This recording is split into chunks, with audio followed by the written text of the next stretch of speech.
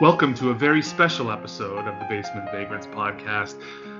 Today we're taking a little bit of a break from our normal tomfoolery to touch on some very sensitive and pressing issues of our time. And with me as usual, to my right, struggling to find acceptance from his alcoholic stepmom and dealing with school bullies, all the while coming to terms with his latent homosexuality, it's Bubs. Hello. And also with us in the studio today, a troubled youth from the wrong side of the tracks, trying to overcome an eating disorder and addiction to prescription painkillers, and coming to terms with his latent homosexuality, Andrew Schweitzer. If only I could eat my pain. And I am your host, Wrecker, and I have no problems, and I've dealt with my latent homosexuality years ago. So, yeah, we have decided to talk about a couple very special episodes from classic TV series. This is kind of a thing I don't think they do anymore on TV, the special episode where, you know, they show previews for it and then the music gets all soft and somber and we find out that, you know, Richie has to deal with his high school, his school librarian molesting him or something like that. Or they never dealt with the disappearance of his brother, though. No, he just went up the stairs and disappeared. Yeah. Just like Judy Winslow. Oh, yeah. Oh, man. Forgot about that. You could write like a parody comedy sitcom thing of what happened to all the characters from all the shows where they just never mentioned them again. And you could like create like this parallel universe sitcom. Like Rose, all those characters meet up somewhere like in a purgatory or something. Yeah, like the other Becky from Roseanne. Yeah. There and then she keeps cutting in and out because she keeps switching. Yeah. There was also, in that 70s show, Donna, she originally had a younger sister who was featured in an episode and then never seen again. Right. I don't remember that at all. Mm-hmm. Very early in the series. So we all independently picked a couple of pretty infamous special episodes from classic TV shows. And since you and Schweitzer's are from the same series, we'll go Bubs first and then me and then Schweitzer. So we're gonna talk about them. Bubs, what was your very special episode that you watched? Well, it kind of fits in with the name of the show as Different Strokes because there was some different kind of stroking going on in this. Oh, no. If anybody knew who we were, we'd be canceled right away. Luckily, this show doesn't have a Twitter account anymore. So I picked a very famous episode. Mm-hmm. It's actually a two-parter, and I didn't even know it was a two-parter until I was watching this. Mine was a two-parter as well. Yeah, Mine's a two-parter as well. Well, there's so much emotion in these episodes. You can't just contain it to one. It's weird, man. These are very weird episodes. I forgot how different TV was back in the 80s, and I grew up watching this show. And, of course, I didn't connect the dots when I was that age to what was really going on, but... So don't keep us in suspense any longer. Okay. What was your episode? So my episode was called The Bicycle Man. Mm-hmm. With no seat. Is it about Lance Armstrong, correct? Yeah, kind of. So let me start off by saying it's weird for me to watch this episode, too, because the guy that plays the quote-unquote molester, the Bicycle Man, is Gordon Jump. And he was the big guy in WKRP in Cincinnati. So to see this character, this actor... Who was he in WKRP? He was like the station manager. Arthur? Yeah. Okay. Yeah. I didn't know that. That's interesting. Yeah, I didn't remember him being in this episode. So it's weird to see him all being the way he was. So the show starts off, the family goes to this bicycle shop. They're just returning some bikes that they had rented because apparently that's what you do in New York when you're rich. You just rent bikes, even though you have a big apartment and probably storage. You just rent them for the day. Well, the guy starts being all nice to Arnold because Arnold's really liking the bike and he's begging to keep it and he wants to have it. And Mr. Drummond's like, well, maybe we can kind of work something out, maybe for your birthday and all that. And so the bicycle, I can't remember the character's name, I'm sorry. The Bicycle Man starts getting close to Arnold. He's like, hey, maybe you can come back one day and you can kind of, take it for a ride, but don't tell your father. Mm. So Arnold's all over that. Yeah, hey, man, I'll come back. I'll come back. And, he comes back, rides the bike. So then he's like, man, I wish I could have this for my birthday. He's like, hey, take these flyers to your school and hand out flyers to these other kids. So he goes and does that. Ends up bringing Dudley back to the store, and now things start taking a turn for the weird. as he invites them into his little room in the back where he lives.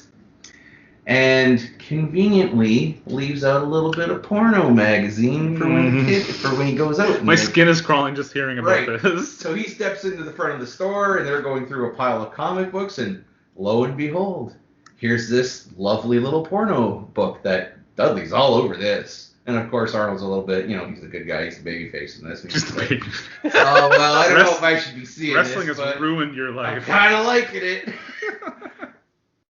So he's getting all touchy. He comes back, and he gets a little close, touchy-feely, but then end up leaving. So they come back the next day, and this time it's, hey, why don't you try some of this special drink that I have? Jesus juice? Yeah, that's what I was thinking. Jesus juice. It's a bit of wine, and they're having some wine, and they're having some fun. And now the Bicycle Man wants to play a game. He wants to play Tarzan. Mm-hmm. Whoo boy, it starts getting weird. So he has Dudley take off his shirt and take some pictures of Dudley with the shirt off. And then he pretends to be, I forget if it was like a horse or whatever they would have in the jungle, a cougar, cheetah, whatever. Cheetah was the gorilla. Okay. In Tarzan. Maybe he was the gorilla, and I don't remember. Anyway, he's got bare shirt Dudley riding on his back around while Arnold's taking pictures. Did he do Dudley right? Not yet. Oh my god! So this is getting weird, and of course, I forget where the episode breaks into the two-parter. So Arnold goes home, and of course the whole time he's like, hey, don't tell your dad all this, any of this, because, it's our little secret, and if you knew you were like, I was giving you ice cream and letting you read books that you shouldn't be reading and doing this other stuff, and maybe letting you ride the bike, he'd get all mad, right? So he goes home, and he's trying to cover up the smell of wine on his breath, and of course Willis and Kimberly figure out what's going on with the wine, but they cover it up because they don't want to, he's like, please, I don't want to get in trouble, blah, blah, blah. He ends up going back the next day. Now there's a cartoon they're going to watch. But it's not a clean cartoon. Fritz the Cat? Well, I equated to Fritz the Cat, but they probably didn't want to pay for the rights or the name to that. Okay. So it was like Something the Mouse. Oh, okay. Yeah. I get it. And finally, Arnold's like, okay, no, I've had enough of this. This is getting a little too weird for me. And he's like, Dudley, maybe we should go. And Dudley's like, no, man, I'm all about this. This is fun. This guy's hooking us up. And I'm having a great old time. So he's like, okay, I'm going home. Oh, yeah, Dudley's loving it. So he ends up going home, and then Dudley's dad comes over, and he's talking to Mr. Drummond. He's like, hey, yeah, I know your kids are friends and all that, but I appreciate you not giving my kid wine when he's over here. Yeah. And he's like, wait a minute, I am giving your kid wine? And so, of course, Kimberly and Willis over here, this is like, oh, Dad, we got something we should tell you. Arnold, you might want to tell him what's going on. He's like, oh, yeah, the Bicycle Man was giving us wine. So, of course, Drummond and this guy, or Dudley's dad, are freaking out. They call the cops.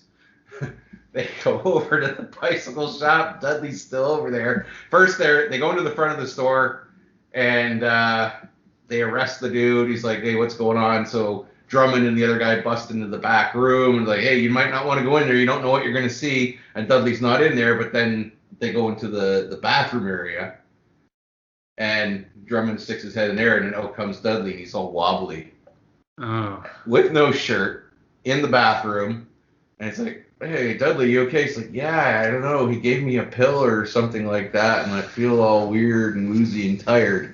It's getting a little darker than I thought. This is really fucking dark and weird, I didn't think it would get that dark. I felt very uncomfortable watching this, and maybe that's the point of this. Mm-hmm. But the kids are not really gonna understand what's going on. But as an adult, I'm like, Jesus Christ, man, they're taking this shit to fucking SVU levels here. Yeah. So they don't actually say that he was molested all the way, but because they're like, oh, thank God we got there before something happened. Something happened because he got roofied. So then they do the whole big thing at the end, like, talking about, oh, good thing we called the cops, because a lot of these guys go free and get off. And, so, yeah, you did the right thing, and we can do it this way. And, of course, they're asking questions, well, I didn't think this guy was gay. It's like, well, not all pedophiles are homosexual. In fact, most of them are. it's just they have attraction to children and blah, blah, blah. And they do the whole very special message thing. And that's pretty much the end of the episode. Of course, they never mention again. Dudley doesn't have to go through like therapy or trauma or anything like that. What happened to the bicycle man? Was he arrested? Got arrested. He got arrested? Yeah, okay, got arrested. Well. But it's special episodes like this are very strange to watch because even like during some of the darker moments, like when you know they're about to get molested or they're watching the porno or even talking about the shit at the end, they're still cracking jokes. So that's what I wanted to ask you. Like, do they really go for the humor in the episode a lot? Like, is there a lot of jokes? Oh, always. There's Okay. always like it turns to like a darker moment for a second, but then they're right back to cracking jokes again. Like even the discussion at the end, Arnold's still cracking jokes. I'm like, what are you going for here? I don't think I should be laughing at this right now. This kid almost got molested. He got roofied.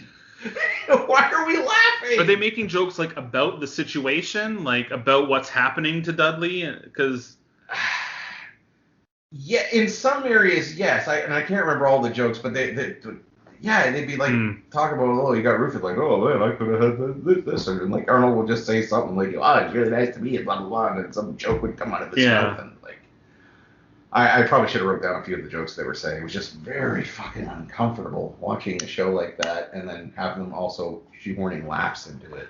I've never seen this episode, but judging just by your description, I'm surprised it goes that dark. Like I would think it's, I would assume it's the bicycle man is being a little bit too close to them, being a little too, maybe putting his hand on his shoulder in an appropriate way, and then maybe then their next encounter, he's like, he sits next to him with his arm around him, and then that's about as far as it goes, because that's about all you need to realize like this guy's got dark intentions. Yeah. But to actually show Dudley being like roofied with his shirt off, that's a little, I don't know, it's a little far, I think. Yeah, I think they wanted to really point out all the signs of, what kids should look out for, like an older man being really nice to them, wanting to take pictures of them, telling you it's all right to take your shirt off, showing you certain adult images that you shouldn't necessarily see, taking different drinks, taking different drugs. So I get what they were going for there, and they were kind of blunt in shows like that, because they did another one where it was about drugs and stuff too, and I think there's one where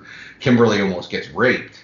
So they go head on into issues like that, but it's almost like you wish they wouldn't do that episode as a comedy then. Yeah. But then how do you make it stand out? So, I mean, is a sitcom really the place to be doing this sort of thing, I guess? Well, you say that you need to find a way to make it to stand out, but isn't the fact that you're doing an episode like this, isn't that enough? It's kind of like, oh my God, remember that episode where, Arnold and Dudley almost got molested? I mean, the same problem happens in my episodes. It's like, why are we making jokes at this point? There's no real, there's a confusion in tone and mood. It's all over the place. Yeah. You feel weird laughing when stuff's happening. Yeah, the studio audience in my episode anyway, I don't know about yours, Bubs, but it sounded very awkward. Almost like a few of them were unsure. Like you can start to hear one guy start to laugh and then everybody else joins in. It's like,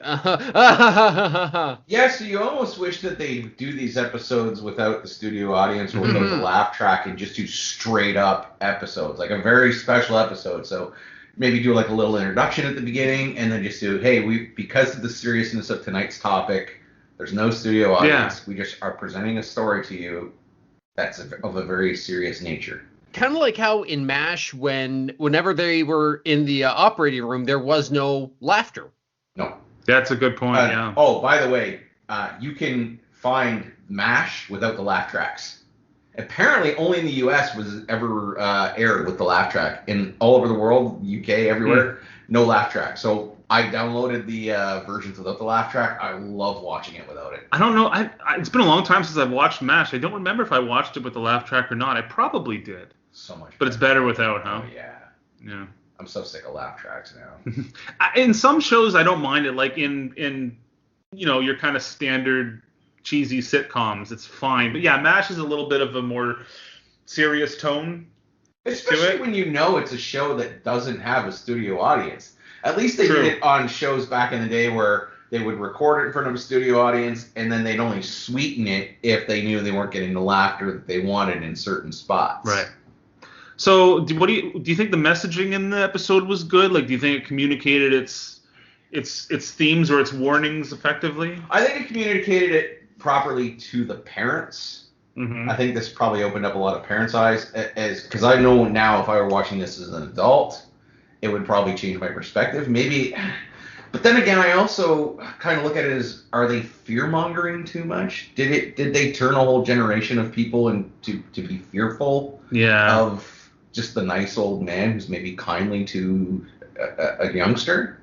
Yeah, that's true. We went from being like a very trusting society to now suspecting everyone. Yeah, I felt that very much throughout the years. Because now, like even myself, I'll ride by a school and I try not to even look at the playground because I think somebody's going to think I'm creeping the kids. Yeah. So it's like we've gone overboard now on how oversensitive we are about these things. And I think maybe a show like this was probably the catalyst for it, because after this, all of a sudden you started seeing these made-for-TV movies. You started seeing A Current Affair and all these news magazines showing up, and that's all they pounded into you. Yeah. It's like, your kids are in danger, your kids are in danger. Dateline NBC, the fucking pedophile guy. And I'm sure there's good intent, and it means well, and yes, you should absolutely be alert for this stuff. But now I think we've gone so far that any older person that's like nice to a kid that's not their own, it's sinister. I immediately think that they're a creep. Like if a kid runs up and hugs me or something like that, or if a teacher hugs a student because they're crying and in trouble, immediately our brains go to, oh, he's touching that kid inappropriately. Yeah. Like that's so. No, I know what you mean. Yeah, so I mean it's a double-edged sword with shows like There's this. also the fact that I don't think the situation of a pedophile owning a bike store and like luring in neighborhood kids to a shop is very realistic. Because I mean, if I've seen enough news reports and episodes of Law and Order Special Victims Unit and stuff to know that, you know, pedophiles, it feels weird to say, but pedophiles aren't dumb. They know how to do it and not get caught. Like if there was someone who had a corner bike shop and he was like being touchy-feely with neighborhood kids, he'd get found out pretty quick, and you know exactly where he worked and where he lived. And because a lot of molestation comes from like family members and close friends of family, it's not really strangers out in public so much. But you have to remember back in the early, because this episode I think was probably something like 1982, 1983. You didn't talk about it much back then. It really wasn't talked about, and which is a lot of the reasons why people got away with it back then. Why you always heard about the uncle touching somebody when they were a kid, or priests got away with it, or teachers, because you never talked about it. And if a kid went to a parent, the parent would never think to believe him. It's just, oh no, he's just a nice man, he's just being nice to you, or like it wasn't in our head. So in a way, this show bringing awareness to that helped save a lot of kids. So you say it wasn't realistic, but in a kind of way it would have been, because nobody would have been really looking for it back then. Yeah, I can understand. Now, one more question before we recap and move on or whatever. Is it an episode that you'd watch again? Is it entertaining? Like, not really. Because what I think about the shows like this, it's like back then they weren't really thinking about rewatchability or anything, because shows were in syndication obviously, but it's like they weren't thinking like, are people going to rewatch this on DVD or on Netflix or whatever. It's like you show this episode and they might not even show it again, because there's some TV shows where in syndication they'll skip over episodes. I do remember some school boards using episodes like this, and the Nancy Reagan drug episode, and a few different episodes to show the kids in schools, to kind of give them a heads up as to watch out for. So if you weren't watching the show, say, hey, there's this episode of Different Strokes or whatever about this certain topic, so let's play it for the kids, and they can, you make them more aware, especially the just say no and don't do drug stuff. Yeah. Well, we'll revisit Different Strokes in a little bit when Schweitzer's turn. My episode, I picked an episode of one of my favorite TV shows of all time, All in the Family. My episode was Edith's 50th birthday, which is the one where a man breaks into the bunker home, and while Edith's there alone, attempts to rape her. Again, it's just like both of yours. It's a two-parter episode. In the first episode, it's a very simple plot. It's Edith's 50th birthday, and Archie, Gloria, and Mike are planning a surprise party at Gloria and Mike's house. This is before they move away, when they're living in the Jeffersons' house next door. And they don't want to tell Edith, obviously, so Archie, Mike, and Gloria go over there, and Edith's in the house. She's supposed to be home for about a half an hour doing, chores or whatever, until she has to go over, and she gets a knock on the door, and she goes and answers the door, and it's a man who's, a very handsome, well-dressed, clean-cut man, and he shows a police badge, says he's a detective, asks to come on in, and of course, Edith obliges. So he comes in the house, and he starts telling Edith that there's I want to ask you some questions. There's a man prowling about the neighborhood, and he's been preying on women. And he says he starts walking over to the door very, very slowly, and he says he's a man about my age, about my height, wearing a blue jacket. And of course, he's wearing a blue jacket, and he's been seen wearing a blue and white striped tie. And of course, that's the tie he's wearing. He's describing himself, Right. and then he goes over to the door and locks it. And that's when Edith's like, oh shit, something bad is happening. And the rest of the episode is basically this man forcing himself upon Edith, and her, like, she's just has a mix of fear and mostly confusion, though. Like, because Edith's such a pure and simple soul, it's almost like it takes her forever to even realize that, like, he wants sex from her. Like, she's just so confused as to what's happening. And then confusion kind of turns into fear when she realizes that.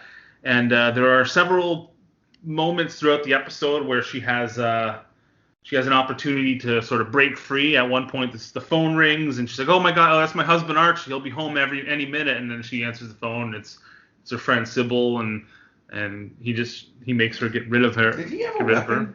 He had a gun, yeah. Okay. So that's one of the ways he controls Edith. He says he's got a gun, and he'll use it.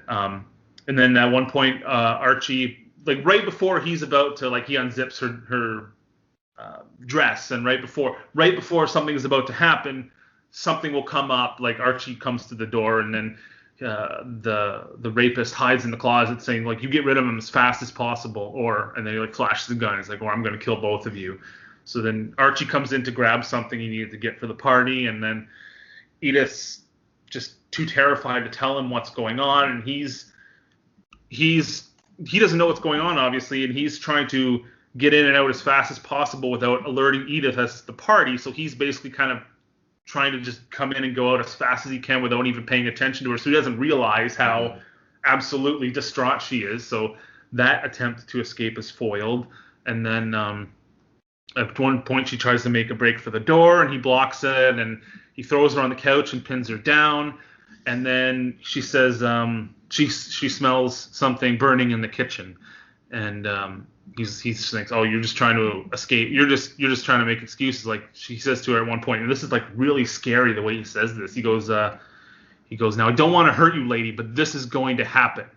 I'm like, that line gave me like a chill. Like, the way he says it is like really, really terrifying. The actor who plays the guy comes off as pretty sinister without being like over the top cartoony villain, but he comes off as really cold and calculated and sinister, and he did a really good job in the role.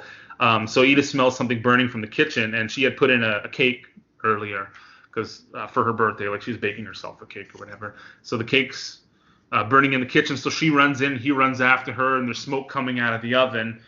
And she opens the door, and he pulls out the cake. He's like, all right, get rid of it. Hurry up, get rid of it. So she takes the burning cake and throws it in his face. Nice. And that causes him to stumble, and then she runs out the front door. And the episode ends with everybody in the Stivic house getting ready for the surprise party. And Edith runs in crying and then embraces Archie. And then they start singing Happy Birthday to You while she's, like, in tears in Archie's arms. And it's really, really sad. Like, it's kind of terrifying because, I mean, if you've seen any episodes of All in the Family or you're a fan like I am, like, you love Edith. She's the most, like, lovable and sweet character in TV history, and just to see her going through this it's really heartbreaking. And Jean Stapleton, like, the whole episode, I'll get into the second part in a minute, but the whole episode hinges on Jean Stapleton's performance, and she's really good. Like, you really feel for her in the episode. Like, I don't know if she's ever. I think she won an Emmy, or at least was nominated for an Emmy. I'm looking it up right now, actually. Yeah, I know she was. I'm pretty sure she was for the show, but this episode, if anything, should have gotten her that Emmy because her performance is excellent. And the second episode, and I want to mention, because we were talking about the juxtaposition between jokes and serious drama. There are jokes in this episode. There's not many, but all of the jokes either come from Archie and the Stivicks planning the surprise party, or things that Edith says to try to escape from the attacker, in a way that it's not really joking about the situation, but like she's so desperate to say weird like things to get her away from some of the things she says is funny because she doesn't know what's going on. Her brain is addled and she says like weird silly things. Mm-hmm. But it's never the seriousness of the event that's taking place is never undercut by a joke. That's how I felt anyway. I didn't feel like they ever made fun of the situation or it was ever taken lightly. What was happening to Edith is taken deadly seriously, and there's a couple jokes surrounding it, if you know what I mean. So I think they did a really good job balancing that. She's not cracking wise when he's on top of her. No, absolutely not. And there's not a single joke from the rapist. He never says anything lighthearted. He never makes a crack. He's deadly serious the entire time, which I think they keep the threat real. Yes, I think that's exactly the perfect way to do it. So the second episode, which is really what I think the meat of this storyline is, the first episode I feel kind of just sets up the situation, and the second episode is where it all pays off, because the second episode takes place like a couple days later, and Edith I don't want to say she's like catatonic, but she's very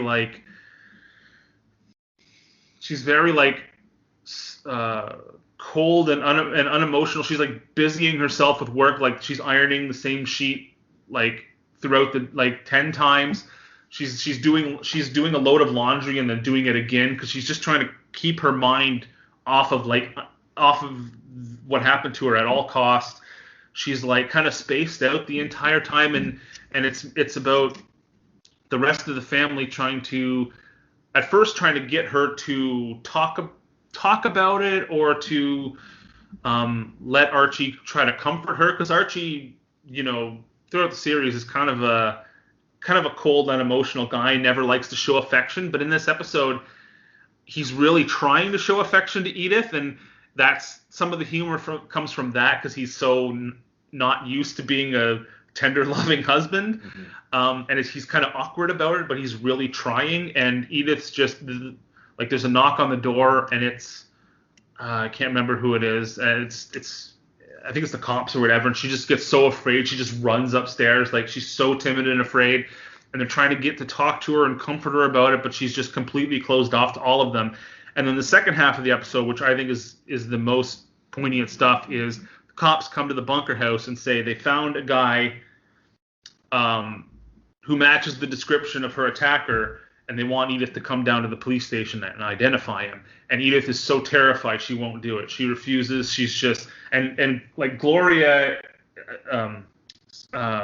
Sally Struthers also has a really great performance in this episode, because she kind of takes the lead, where she's the one being more forceful with Edith, trying to get her to confront her attacker. To, like, she says, like, Ma, you're being like, she gets pretty harsh with her at that point. She's like, you're being selfish. You gotta be brave, and you've got to go identify him, because he's going to do this to other women. Mm-hmm. And this is where the main message that they're trying to get across comes from, because I can't speak to what things were like in the 70s, but I assume that it was the stigma around rape was a lot harder to confront, because even Archie mentions, like, he's sort of against he's sort of with Edith and not wanting to tell him because he's like, well, I know what they do in these police stations. They're gonna tell her.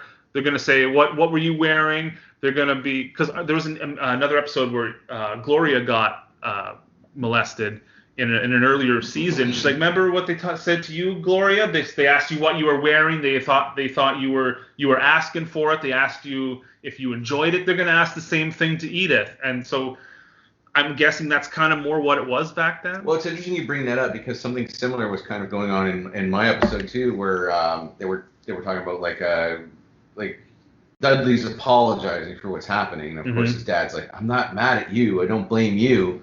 And then the cops are like, can you believe that a lot of times the parents will blame the children for what happened? Mm-hmm. So it's kind of in the same vein. Like, oh, you got raped or you got molested. What? You must have been your fault. Yeah. What did you do to that to deserve that, right? And that was one of the big fears of Edith in this episode. That was like more of a fear of Archie, that they would try to turn it around on her.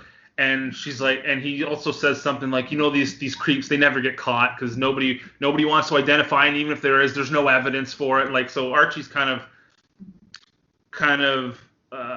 backing Edith almost, like it's not even worth it because nothing's going to come of it.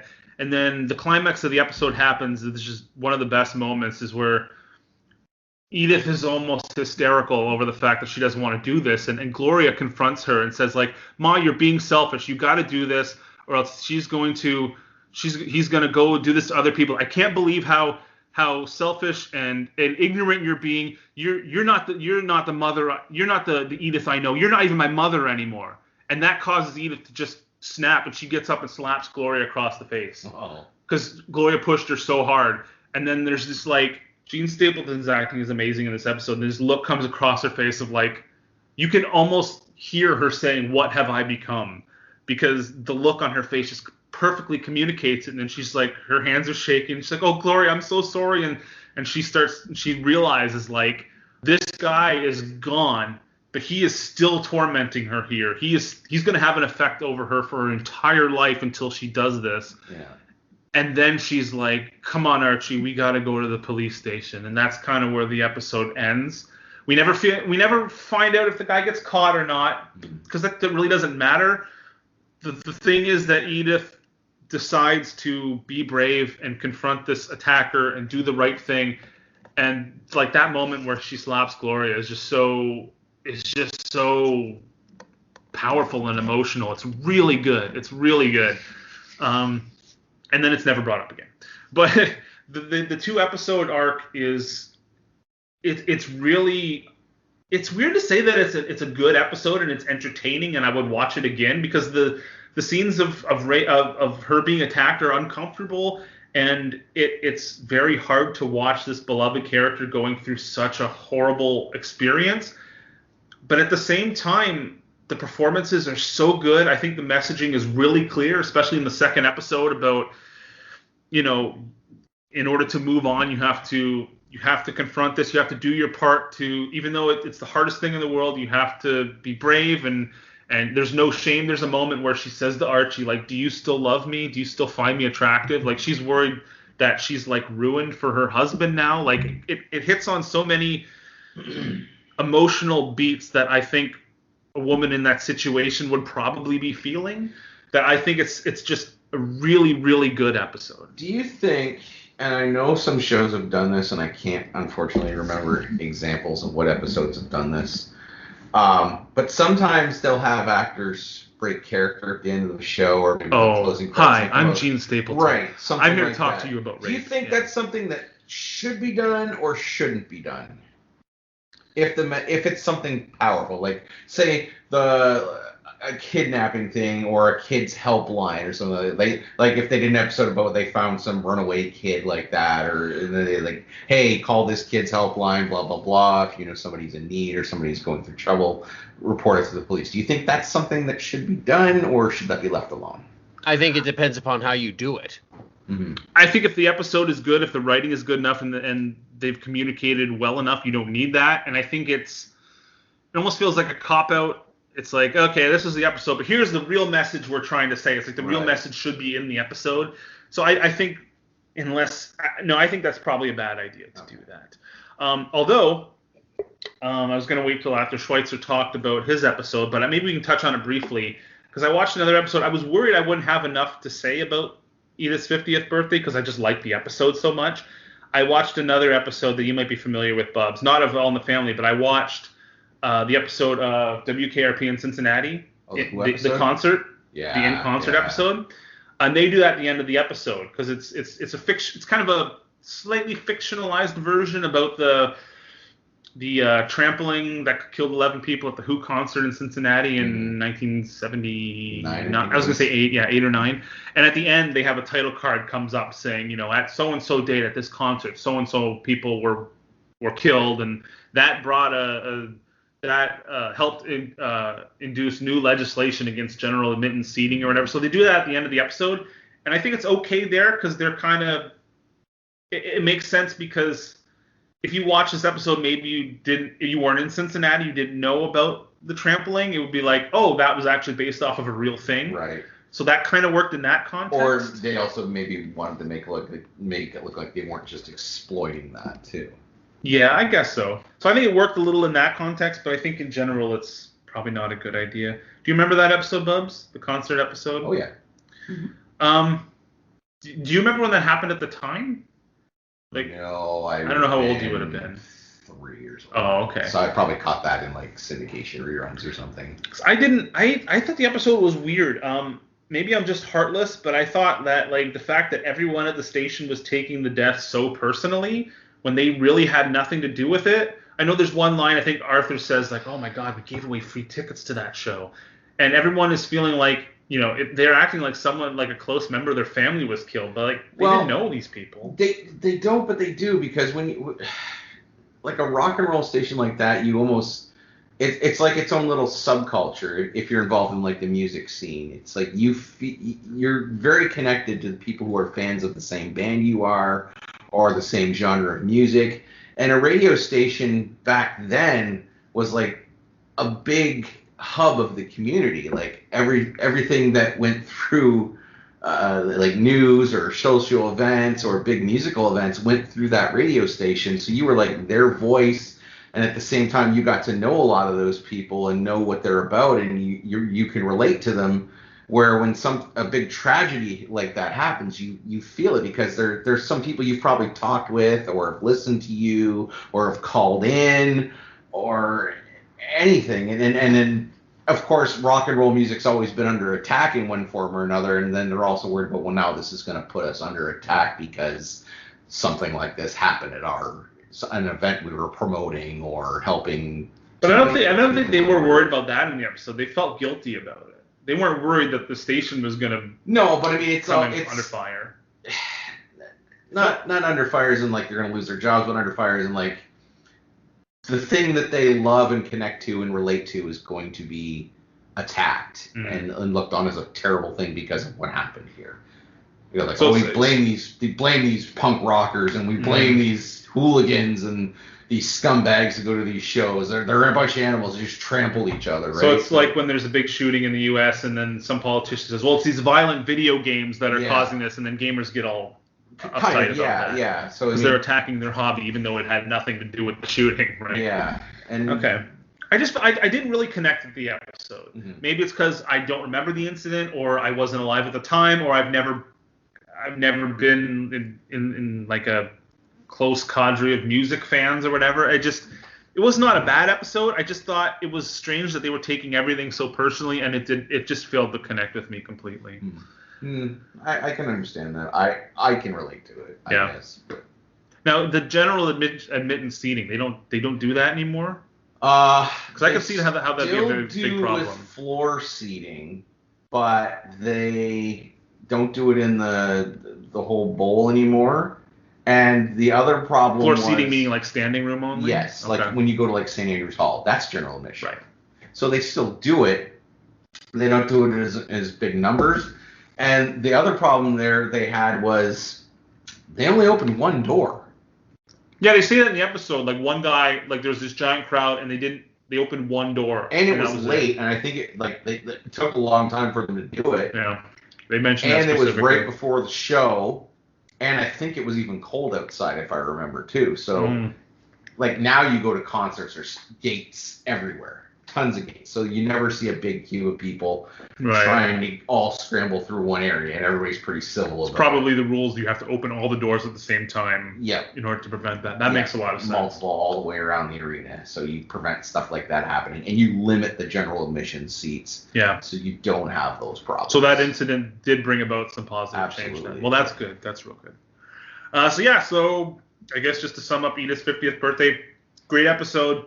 Not one that I want to watch a lot, but I think it's worth watching and rewatching, especially for some great performances. Schweitzer, did you ever figure out if she won an Emmy? It doesn't say exactly for that episode, but for that year and that season, she did win a Primetime Emmy Award for Best Lead Actress.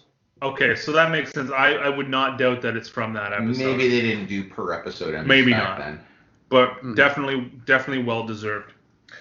So Schweitzer, what is your very special episode that you watched? My very special episode is from also the Emmy Award-winning classic Different Strokes. This is the start of the show's 8th and final season. This is where they kind of expanded the cast a little bit. Mr. Drummond got married to a woman named Maggie, and she literally had her redheaded stepchild named Sam. I almost wanted to call him Danny for some reason, but refresh my memory here, because it just popped into my head. I totally forgot about her, and maybe you can look this up real quick. Mm-hmm. Were there 2 different actresses that played her? Yes, because I was looking this up beforehand. Okay. I don't know why she left the series, but they did get a new Maggie later on. So, yeah. It's inconsequential. I just kind of remember that happening now. Mm-hmm. And also for this season, in fact, the episode starts with Arnold doing a little... he's taking pictures because there are all these no, not those kinds of pictures. There's all this construction going on. Shirt off. Yeah. Go to the bike shop. Playing Tarzan with Dudley. There are all these construction workers around the apartment redecorating, because at this time, for the show's final season, they had moved from NBC to ABC, so they had to get a whole new set and everything, and that's why. Also, I noticed Dana Plato is not actually in the opening credits, even though she's like almost a cameo in this episode, and that's because she had more or less left the series at this point because she had gotten pregnant and had a kid. Yes. Yeah. Maybe this episode was filmed in a previous season and they held it over. I don't know. Well, no, because with the apartment and everything. Either way. Oh yeah, that's right. Yeah, so that couldn't have happened. Yeah, you're right. It didn't get much better for her after this either. No. You kidding? She was in the classic Sega CD game Night Trap. That classic. She was also in the Oscar-winning film The Exorcist 2. The Heretic? Yeah. Was she Pazuzu? No, she was one of the girls at the mental clinic. Yeah. I've never seen Exorcist 2, but I want to because it looks interesting. I know people say it's boring, but I think it looks kind of neat. Anyway, sorry. Yeah. So Sam wants to hang out with Arnold and like be his photographer's assistant, and Arnold's like, no thanks, but hey, why don't you? But he thinks about it and says, hey, why don't you be my assistant? You can do special stuff for me, and I'll teach you how to take pictures with your clothes on. But he tells Sam, I want you to go down and pick up this some film that I need. And we also see that there's this family, and the mother, like this is, again, we're not following the Drummonds now. We're following this other family. We find out that their younger son actually has passed away. They've still got an older son who's still alive, but the mother is just very, very depressed, as you can see. And the father proposes, well, why don't we just get a kid off of the street? They don't have anybody, and that'll make things better. And I just thought, what an awful idea. Your kid dies, and you're just like, well, we can get another one. This is not a goldfish. Just go down to the pound and pick up a new one. Yeah, That's like how they thought in the 1800s in the Wild West. It's like we need another kid to plow the fields. Yeah. Bertha, get over here and spread your legs. Make it a We need boy, to make though. another one. You have a girl or thrown her in the ice flow. We'll sell her to the Apaches. Yeah. Yeah. No more breeding machines over here. Yeah, it's weird thinking. So while Sam's at the shop trying to get some film, he runs into the father, who the father at this point decides he's just going to kidnap Sam. He's not even going to look for a homeless kid. He's just like, you know what? I'm just going to kidnap him anyway and say that I need to help find my lost dog. Do you think you can help me? And Sam's like, oh, okay. And he goes off. Arnold later comes home and he tells Mr. Drummond, hey, have you seen Sam? Like, I sent him out for film over an hour ago and he's still not back. So they go to the store and the clerk says, oh, well, I did see a little boy with red hair, but he left with his father. And everybody gasps because, like, well, wait a minute. No, that's impossible. His real father lives in Tennessee. And so he immediately runs to the phone, dials 911, and they'd like to report a missing child. The police are called, and Maggie, of course, is a bit distraught. She's worried, and Mr. Drummond saying, no, don't worry, we'll find him. He's only been gone 4 hours. The police show up, and Arnold says, hey, don't worry, I've got some pictures of Sam. And hands him a picture, and it turns out it's just a picture of Sam's nostril. And it's like, why are we doing comedy here? It's like, it's all about tone. It's like, hey, our son's missing, and it's like, hey, look what I took a picture of. It's like, booger. I mean, on the one hand, it's like, okay. I mean, actually, no, that's a bad hand. I mean, to be fair to Arnold, it's not the worst hole on Sam that he could have taken a picture of. It would have been a good callback opportunity to the bike shop when he pulls up the pictures that they had from that episode. Yeah. This is what it's like with his shirt off. Well, no, wouldn't it be funny? This is what his butt looks like. It turns out like Sam was also at that bike shop at one time. Yeah. No. Arnold kept the pictures of Dudley. Oh, I have pictures of Dudley. They're under my mattress. Hold on, I'll get them. No, even better. They have to do a Silence of the Lambs thing where they have to visit the bicycle man in prison so he can help them try to understand what Hello, Dudley.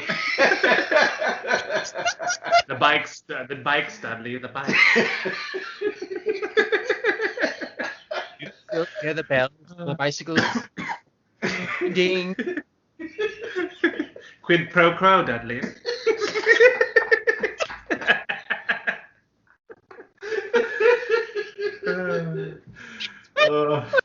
What could have been? Yeah.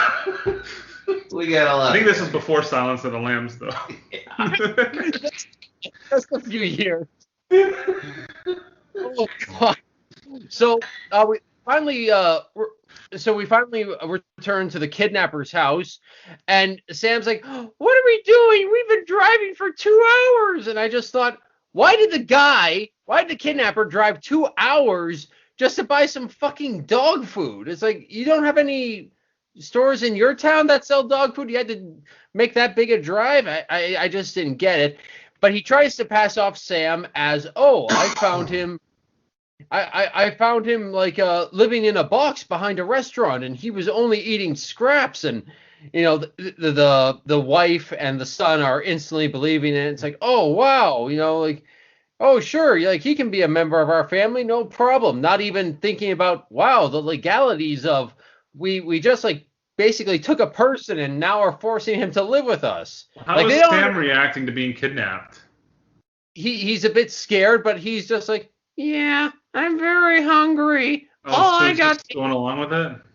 Just going along with it, because at one point the kidnapper tells him, like, this is your family from now on, and stay away from that telephone, Sam.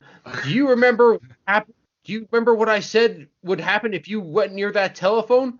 I will kill your parents, Sam. And I'm sending you a picture of the kidnapper in the chat, in the Skype chat right now. Maybe you can incorporate it into the banner. There's another picture I'm going to be sending you. Don't worry, they're not of Dudley. Okay. How old is Sam in this episode? In this episode, it's got to be like 10 years old. This was a thing. You have to. That old? Yeah, that's a little old to be going along with it like that. Oh, he looks familiar. Well, the kidnapper? Yeah. I don't know who that is, but he looks familiar. Yes. Well, Sam might be familiar to you because he was John Connor's friend in Terminator 2. Oh, okay. And that's the peak of his career. Well, to be fair, he's had steady work since. I mean, he's not Todd Bridges. So, Mr. Drummond is offering a $50,000 reward to find Sam, and in the next episode, he goes on the TV, and he's making a plea like, could any of the kidnappers please return Sam? We want him back so badly. Like, he's choking up, he's crying, and then the anchor, she shows a picture of Sam, and she says, that phone number is 555, whatever. And now, for all of our viewers at home, and especially children, here's Officer Aaron Williams and his special friend, Petey, or whatever. I think it's Freddie or something like that. It's this guy with a ventriloquist dummy. Now, Mr. Drummond's not even barely off the set, because the cop's sitting in the same chair that Drummond was sitting in, but it's this cop with a ventriloquist dummy. Yeah, and sitting next to Keiko O'Brien. It's just kind of like. Then they start like for like weird. The next 2 minutes, this ventriloquist act. It's like, what's stranger danger? What's the stranger? I remember that guy. Do you? Yeah. The puppet? Yeah. Is that Willie Tyler and Lester? Yeah. Oh, okay. I remember. Yeah, they were pretty big in like the early 80s. I know of them, but I don't know what they look like. Oh yeah. Oh wow. They're a big comedy act. Yeah. His real name is Aaron Williams. He apparently opened for Ray Charles more than any other performer. Well, Ray Charles didn't realize what he had, maybe. He thought it was just two guys. He felt the puppet's head. It's like, oh, you got Gary Coleman to help you. That's great. I love that little guy. I love that Webster. But and like, it's very awkward ventriloquism stuff, and you can tell that this guy is not used to performing in front of a camera, because he's almost kind of mumbling when he talks, when he starts like about child safety, and here's my friend like Freddie. Hi, I'm Freddie. I'm a ventriloquist dummy, and kids, we gotta stick together because we're both the same size. It's just so awkward, and the audience is, again, they sound uncertain about whether or not they should be laughing or not. It's just so bizarre, and. Yeah, so the episode continues. Sam is trying desperately, like saying, like, come on, I want to go home, but he's not saying this to the mother or to the son. He's saying it only to the guy who kidnapped him, and like the guy's saying, no, I'll kill your parents if you talk to anybody. And so it's like, so how are you gonna keep this kid exactly? Like, going back to Silence of the Lambs, you're going into a Buffalo Bill type situation where you're going to have to keep him hidden in a hole in your basement, because, again, I just sent another picture. He sees that Drummond is offering this is the funny thing. The offer's gone from $50,000 to $50 million, according to the newspaper. And it's like, I'm just thinking, it's like, wow, $50 million, like, that guy could buy a whole army of kids now. It's like, wow, just return Sam and you'll be okay. So the family. Ask you a question: Is the kidnapper is he portrayed as insane and mentally deranged? Not insane, but this is not a good plan. This is not a good plan, but no. He's just trying to make his wife happy. Like, hey, I'm going to fill the void of our dead child, their absence. I'm going to fill that absence with another child. Again, it's like it's a goldfish plan. And it's just like, what are you doing? And, the wife is like, well, maybe in a few days we can send him to school. And the father's like, no, honey, that's not a bad idea. He's been on the streets for so long. He'll be far behind, and the kids will bully him. It wouldn't be fair. So maybe you could homeschool him. And it's like, so the woman who is clearly, going through a lot of emotional trauma in the recent months and or year, you decide that the best thing for her to do now is to be a teacher. Okay. He clearly did not put a lot of thought into this plan. But eventually, the family is trying to get on with things as normal when all of a sudden there's a phone call and somebody is claiming to have Sam. And he's telling Mr. Drummond that he wants $100,000, not the $50 million. So it's like, at least this is a generous kidnapping. Went from $50 million to $100,000? Yeah, it's like, wow. It's like, maybe Sam's not worth as much as we thought. But either way, Mr. Drummond, he goes to the $50 and a case of beer. Yeah. Mr. Drummond. $1,000 and you can have them on weekends. Take him to the bike shop. He'll love it. Let know good baby, sir. He goes to the meeting place at night. He drops the money in a briefcase in a garbage can, and then a few moments later, somebody goes and takes the briefcase out of the garbage can. But it all turns out this was a sting by the cops to catch the kidnapper. Mr. Drummond runs up and says, "Where's Sam?" and punches him like with the weakest sound effects. And then this is the thing: the cops separate them, and Mr. Drummond says, "I'm sorry." It's like, why are you apologizing to the guy who may have kidnapped or even killed your son?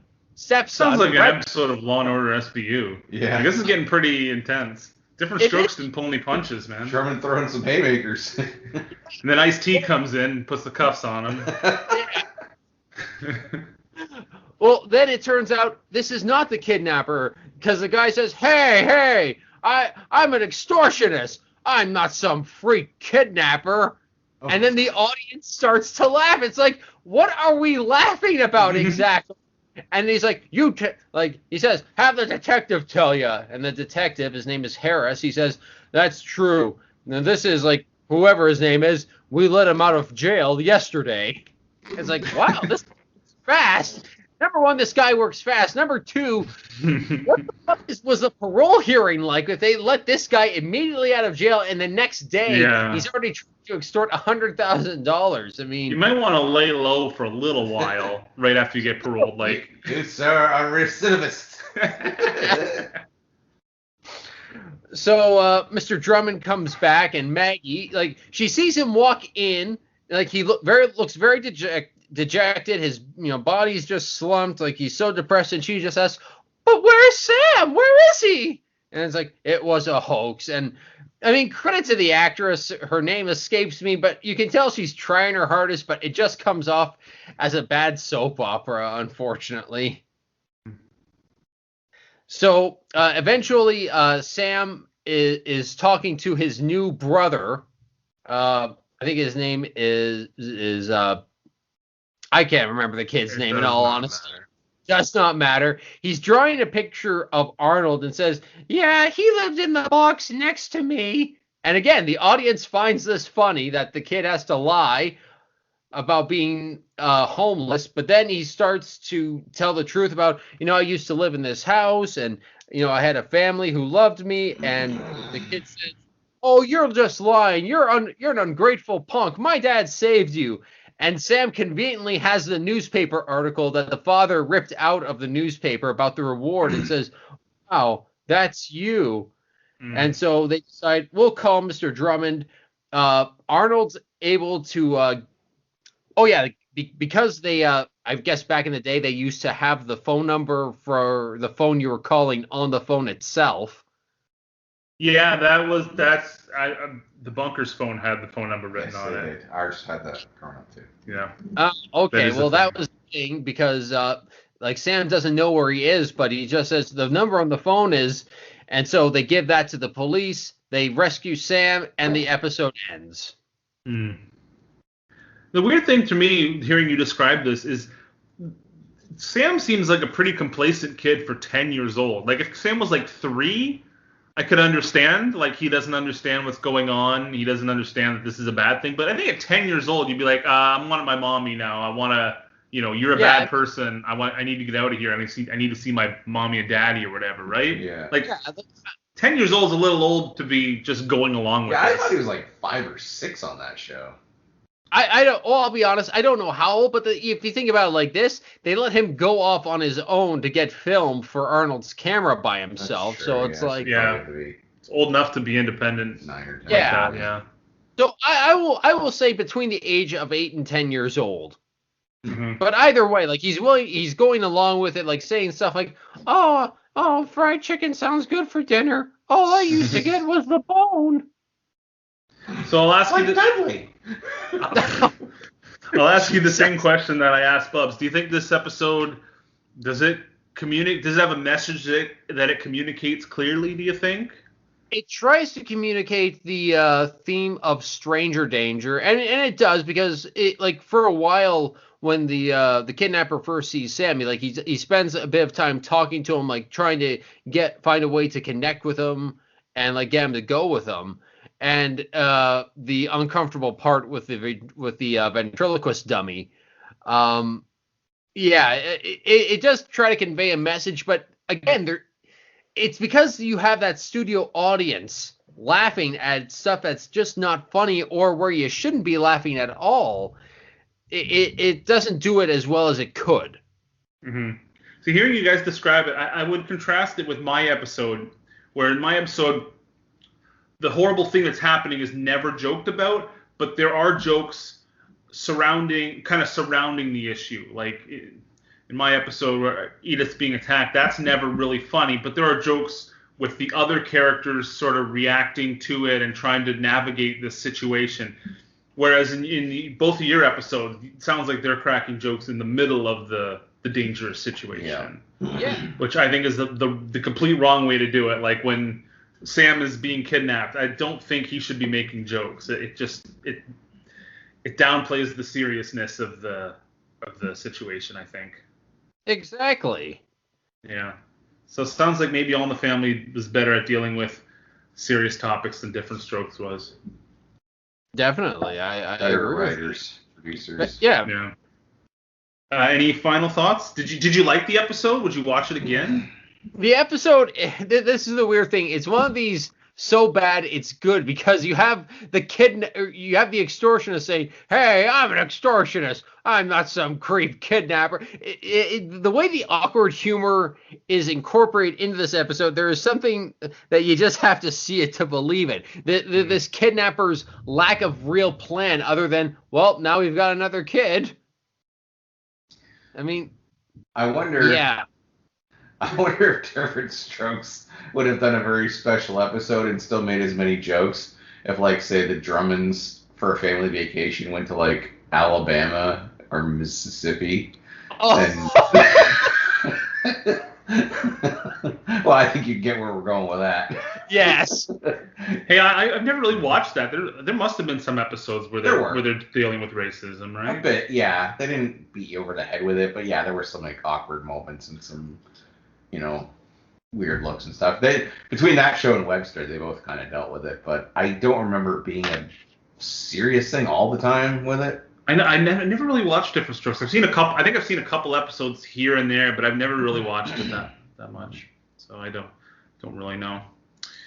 All right, so I guess that's our journey through the world of very special episodes. Some interesting ones for sure. There's a lot more out there. Wikipedia has their own dedicated page to very special episodes, so It's kind of interesting. There's a couple more we passed on, like we considered the Saved by the Bell episode where I'm so excited. Jesse took on caffeine pills or whatever. Was there a Roseanne episode too where Jackie got beat up by her boyfriend? Yeah, and then and Dan beats him up. I think Dan punches him or something like that. Yeah, he beats him up and ends up getting arrested.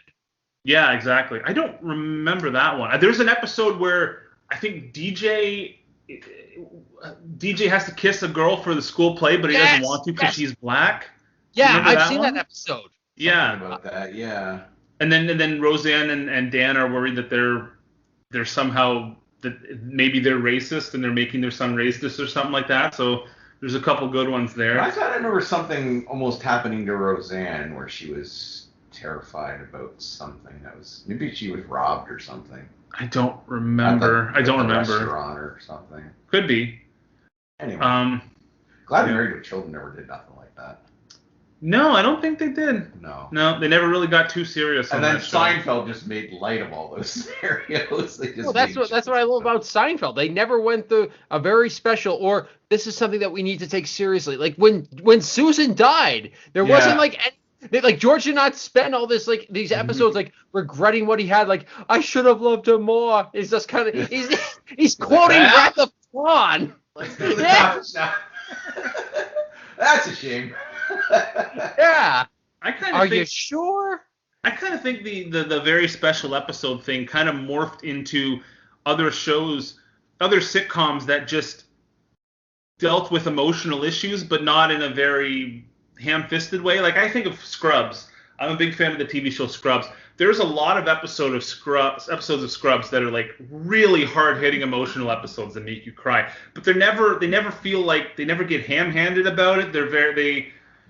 They kind of just, they're not cheesy. It kind of blends more smoothly into the narrative of the show. I think maybe TV shows just got better at doing that kind of thing. I wonder if it carried over to like those Nickelodeon shows and the ABC Family shows and stuff like that, where the kids were watching in like the late 90s and early 2000s, and then now kids get all that information off YouTube and they see whatever, all those messages on all over the place. So yeah, it seems like the message episodes, like there's a lot of them in Golden Girls to me, now that I think about it. Yeah, there's the one where Rose is addicted to pills all of a sudden.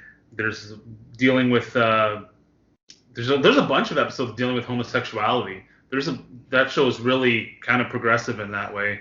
Lesbians and gay men as well are portrayed pretty well in that show. Anyway, now I'm just rambling. Anyway, there's a couple other shows I want to talk about, specifically with Bubs, because I know he's seen them. Okay. I finished watching Ash vs. Evil Dead Season 3. Okay. I said I was going to, and I finally sat down and did it. It's only 10 episodes, which is very nice. I like that TV shows have this new trend of 10, maybe 13 episodes, because like I recently watched Twin Peaks, and that's a show that premiered in like 1992. So there's 24 episodes in a season, and if you're trying to watch, an entire series, it just gets to be a pretty big task. So 10 episodes for a show like this is perfect. Now, my big worry after season 2, and I've said it many times, is that it ended really well. Ash had a happy ending. He destroyed the evil. He's like, he owns his own hardware store now. He's like successful. He's happy, and I was glad that it ended there. And I was very hesitant to watch season 3 because I didn't think it should continue, and I was worried that third season would end on a cliffhanger, and especially since now I know the show's been canceled. Season 3 ended on a cliffhanger, and the show's canceled. Mm-hmm. It's exactly what I didn't want. I know. However, I did like the season quite a bit. I do think the show lends itself to casual watches where there is an ongoing plot through the entire thing, but I don't want to say it's inconsequential, but it's very easy to just throw on an episode and enjoy what you're seeing on screen. Yeah. Because the action and the violence and the gore and the humor is just so much fun to watch. The whole plot line doesn't really matter that much. Consistently, episodes of this show have some of the best gore effects that I've seen, like, in a long time. Like, movies don't even look this good with gore anymore. Like, they use a lot of practical effects. They use a lot of, like, when they're doing like weird like monster deformations and stuff, you can tell it's all like rubber latex and fake blood. Like, you can tell. Mm-hmm. But that's good. I like that, and it totally fits with the aesthetic of Evil Dead. Have you seen the Evil Dead remake? I did. Completely the opposite. Mm-hmm. A lot of digital effects, a lot of digital blood, and it completely feels like not an Evil Dead movie. I'm glad they didn't go that way. It was just kind of there. I didn't. There was no value to it. Like, no. It wasn't scary. It did not feel like the tone and the look of an Evil Dead movie. It's like you could have called it anything else. Yeah. And it would have been, fine. So I did like the season for the most part. I did not like the finale. I had a lot of problems with the finale. Mm-hmm. It felt very out of place. Because at the end, I'm not going to explain anything in the plot because it's really convoluted. But at the end, these dark ones, which have kind of been hinted about throughout the series, is this kind of ultimate evil of the underworld that nobody sees, nobody knows who they are really. They're like the devil essentially. They are trying to, I guess, open up a rift to Earth to merge their evil realm with our realm, and they're doing this. They summon this gigantic demon named Kandar, which is a pretty cool looking monster, and they do the effects on it look really good. Like, it's as tall as Godzilla. It's this big, lanky kind of like demon with a big mouth, and looks really cool. Yeah. And throughout the episode, Pablo says like 3 or 4 times, it's like he's here to prove the mettle of man. It's time to prove the mettle of man, and that's what they're saying to Ash. Because Ash is kind of all of a sudden hesitant to fight this big demon, and they're like, you have to prove the mettle of man. They say that a bunch of times, and Ash defeats the demon by getting in a tank and shooting it. How's that proving the mettle of man? Like, I thought they were gonna have to Ash was gonna have to make some sort of huge sacrifice, like sacrifice himself in order, because Ash is a pretty selfish, kind of narcissistic guy. So I thought the big sacrifice is he's going to perform the ultimate selfless act and sacrifice himself to defeat the evil. He just gets in a tank and shoots the monster and kills it? What the hell was that? The army was doing that before Ash got there. Right. I was a little confused about the ending too. It seemed like maybe there was some bigger plan to do something a little bit more thematic, and they just cheaped out and shot it with a tank, and that was it. And I didn't like that all of a sudden in the last episode, Ash is like this big coward. Like, the whole episode is like, Ash has to, you're the only one who can defeat this big evil monster. And Ash is like, I can't do it. I'm too weak. I'm not good enough. And it's like, where did this come from? Throughout the entire series, he's been like, I'm evil's biggest fear. Yeah, I kill these guys for breakfast. Yeah, even though everybody always told him he was a piece of shit. Yeah, everyone always was like down on Ash, thought he was a loser, but he had this massive bloated ego, and he thinks he's the biggest demon slayer there is, but all of a sudden he's too afraid to kill this big one? It just didn't make sense. He's like a completely different character all of a sudden. I thought that was really weird and off-putting. The whole, like I said, the plot of the series, all the lore behind the demons and the dark ones and the Necronomicon, it's kind of interesting, but it gets really convoluted. Like, every episode, it's like, we have to find this. We have to find the pages to the Necronomicon, because if the Dark Ones come, they'll put the pages back in the Necronomicon, but Ruby needs the pages to resurrect her evil vampire friend, who's now taken Kelly's body, because Kelly died, and Kelly was now in the realm between realms. Nash has to kill himself to go to the realm between realms to get him back, but since someone's in her body, Kelly can't come back. It's very convoluted. And it would have been annoying if like I said, each individual episode wasn't a lot of fun. And I think that's the saving grace of the show. It absolutely is. It's like you're saying, is like the story doesn't matter. It's the journey that they're taking, because you just have so much fun with them, each character and the performance and the gore and everything. The creativeness. It's such a creative show. Like that episode where he's fighting the baby, and the baby crawls up into this dead beheaded woman, and then the baby like pops his head out of the top of her corpse, and then it burrows down into her, pops his head out of her vagina, and then Ash has to like plug both ends of bowling balls to trap it inside. Like, it's insane, but it's so creative. Like, every episode does something I've never seen before. Yeah. It's immature and it's stupid, but in a fun way. It's so creative, and like I said, if it didn't have that, this would have been kind of a mess. So I'm glad that. But that's kind of the same way with the movies too. Like the storylines in the movies didn't really matter or make all that much sense either. It was just. But they were simple. The storylines in movies are very simple. Right. So you read the book, that summoned evil. Ash has to kill all the demons and whatever. Yeah, it couldn't be simpler. It fit a 90-minute movie though. But now they're trying to fit a whole series. They kind of okay, we got to keep this story moving somehow. Yeah. We just kind of put it somewhere so we can just let them have their fun and do their thing. Right. And then the episode ends on a cliffhanger. Sorry.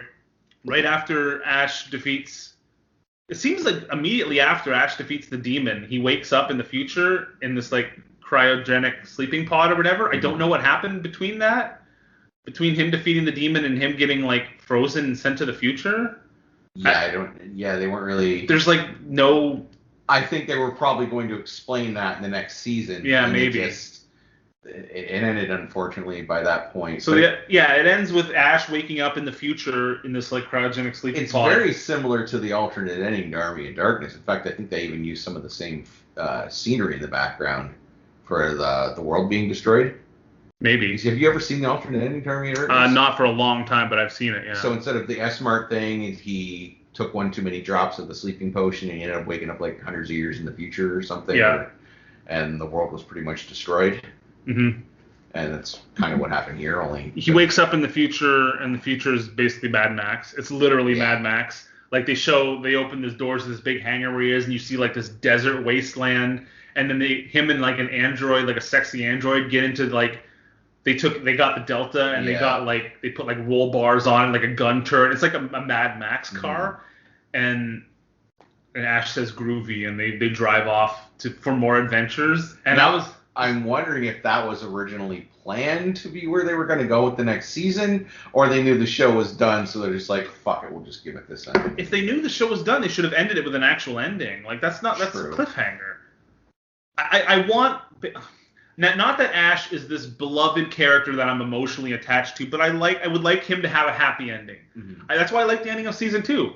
Because he finally defeats evil. It's dogged him his whole life. It's done. He's happy. He's successful. He's got the love of the town at the end of season 2. Elk Grove is like looking at him as this hero, whereas before he was Ashy Slashy, the serial killer. Now they look at him as this hero. He's got the adulation he desires. He's a hero to everyone else, not just to himself. Perfect. I'm disappointed that the series is over and it's ended like that. It's never coming back. He said he's done with that character, and Stars killed it. And a lot of it, I remember him saying in an interview, is like one of the reasons that shows like that are dying is because people are pirating it. Like he was very anti-pirating because it just wasn't getting the rate. Like everybody was watching it, people were talking about it. How can you judge? Can you measure that though? It was like cable ratings. No, but can you tell like how many? Well, I guess you could look at downloads, I suppose. Well, no, I mean you can look at if millions of people are talking about it on Twitter and have such a hardcore following. Why is Stars numbers only showing like 50,000 people are watching it? I watched it on Netflix. Maybe Netflix will pick it up.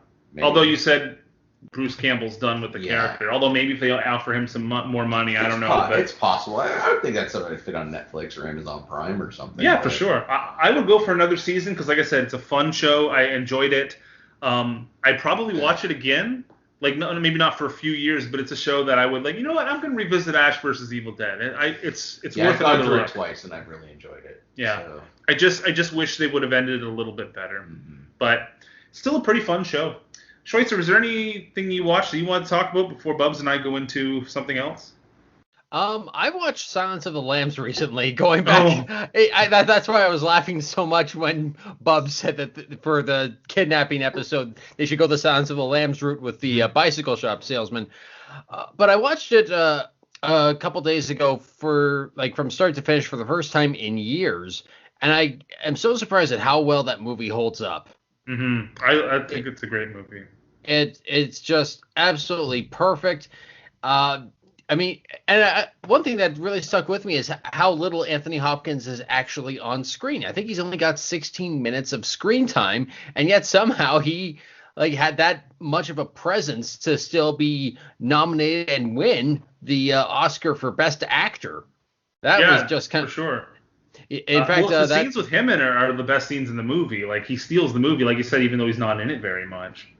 He's very captivating, and also Clarice Starling, Jodie Foster. Jodie Foster's performance is just also great. Another Oscar-winning one, and I think what makes Clarice such a great protagonist is the way the movie is directed by Jonathan Demme. Because every time you see her, or rather, every time that somebody speaks to her, the way that Demme shot it, he had them speak directly to the camera, so you're in her point of view. If you notice that whenever you see Starling in the same sort of point of view, she's slightly off camera just a bit. She's off center. So I never noticed that. Yeah, if you go back and watch it, everybody who's talking to her, who you see from her view, they are dead center. But whenever somebody is talking to her, you see that she's slightly off center. It's just ever so slightly, and I just really liked how it's a bit restrained and stuff. When she enters Buffalo Bill's lair, like I forgot, we actually do see the skin suit, but the camera doesn't linger on it. It doesn't like hold on it for very long, so you're kind of like, oh my god, it's so disgusting. Like it just gives you that initial shock. Same with the there's a dead lady in a bathtub just before Buffalo Bill shuts the lights off. You're just kind of stunned, and then it doesn't give you time to process it. Contrast that with the sequel, 2001's Hannibal, where like you see everything bad that Hannibal and other people do. You get to see that. You see him disembowel somebody. You see him. You see throats getting slit, pigs eating people. But in Silence of the Lambs, a lot of the stuff happens off screen. I still really like Hannibal, though. I don't remember much of it. I know I've seen it. I saw it in theaters back when it came out, but I maybe it deserves a rewatch. But I like. Give it another watch. I think you'll like it. I mean, there was stuff I did like, but I noticed this the other night. Does Lecter's voice sound different in Hannibal compared to Silence of the Lambs? Because in Silence, his voice, like Hopkins described it as a bit of, I can't remember, it was HAL 9000 and something else. But in Hannibal, it just sounds like, well, you just sound like Anthony Hopkins. A little bit, but it's a few years, I think, after the original. Maybe he just kind of forgot how to do it, or just maybe his voice changed a bit with age. Possibly. I love the night vision scene in Silence of the Lambs. Oh, God. Like, especially since, like, I don't think anything really happens. Like, there's no big jump scare or anything. But the just her going through the house in night vision, and like because it's in night vision, it's hard for you to see. It's like your eyes are scanning the frame, just looking to see if there's anything there. Like it's almost like it's hard for you to see as well. It's just so captivating, and I don't know, it's just really well done. Like before like found footage, it feels like found footage in a way. Yeah. Because it's just looking around this really creepy house, and anything could be around any corner, and it's like not like if they did that now, it would just be like loud cello chords screeching and things jumping out at you. But it's just it's so tense. I love it. Yeah, it's a great movie. I should rewatch it. I should find it on Blu-ray. It's on Netflix right now. But I've just watched the three of them. I don't watch the early one where Hannibal Rising. I don't watch that one, but we've watched Silence of the Lambs, Hannibal, and Red Dragon. Those are the three I've seen too. I think I've seen Manhunter. The one with I William have Peterson Manhunter on VHS. I think I've seen it, but I don't remember. That was made even before Silence of the Lambs, I think. It was before Silence. I think in 1986. Yeah, William Peterson. I think I've seen it, but I remember nothing. But wasn't there a prequel too? A prequel? So Hannibal is the sequel. Red Dragon happens the third one. Right before Silence of the Lambs. Okay. Like within a year. Wasn't there one called like Hannibal the Beginning? Hannibal Rising. Hannibal Rising. It happens when he's really young. It's not that good. I've never seen it. Yeah. And then the only TV show which I've never seen. I don't know anything about the TV show. Yeah. I've heard the TV show is actually pretty good. Is it? Yeah. I don't know. I feel like Silence of the Lambs is enough. Like I liked the sequels. I liked Hannibal, and I think I liked Red Dragon. I don't remember much of it. It would make it's a great standalone. But yeah, it's a great movie by itself. And I don't think the sequels ruin it. Or the prequel. Mm-hmm. I think they're good. They're good enough. They're not great, but they're good enough where they don't tarnish the legacy. Yeah, that's how I feel about it too. Do you think the legacy would have been, of Silence of the Lambs would have been tarnished a bit if they had gone with the original ending of the novel for the movie? I don't know. What's that? Okay, so in the original novel, it more or less follows the movie. Clarice is saved by Dr. Lecter. They do the brain thing with Krendler, I think his name was. But is that Ray Liotta? Hannibal, The movie? Yeah, Ray Liotta. Okay. So Hannibal drugs Clarice and tries to subvert her personality and make her believe that she's actually Lecter's sister, who we find out in the novel was killed by German deserters after the war and eaten by them. That's what started his cannibalism. But Clarice decides, no, I'm not going to let my personality be subverted. But she decides to become his lover, and they escape together.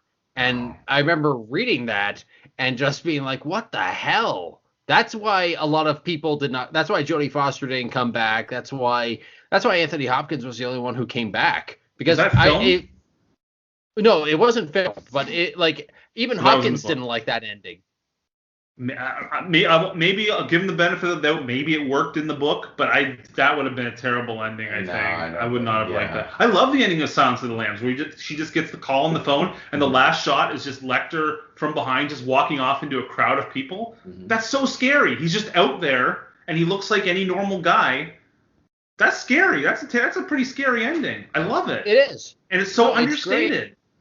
Mm-hmm. It's just the fear that he's out there somewhere. That's so great. Yeah, I would have not been on board for that. No, I think that would have killed the franchise, honestly. Yeah, probably. Mm-hmm. Anyway, anything else, Schweitzer? I've also been listening to a new podcast. It's called The Delta Flyers. This is hosted by Garrett Wong and Robert Duncan McNeil, who played Harry Kim and Tom Paris on Star Trek Voyager. And basically, week by week, they go through each episode of the series and give their thoughts on it. It's interesting. It is interesting. I mean, I think Garrett sometimes gets a bit too excited and a bit too sidetracked, but for the most part, it's very, I mean, who am I to talk? But it's fun to listen to. Like, I've been listening to a lot of episodes. I've just finished all the episodes for season 1 right now, and I'm moving on to season 2. So are they doing like the entire series? The entire series. Yep, first episode will last.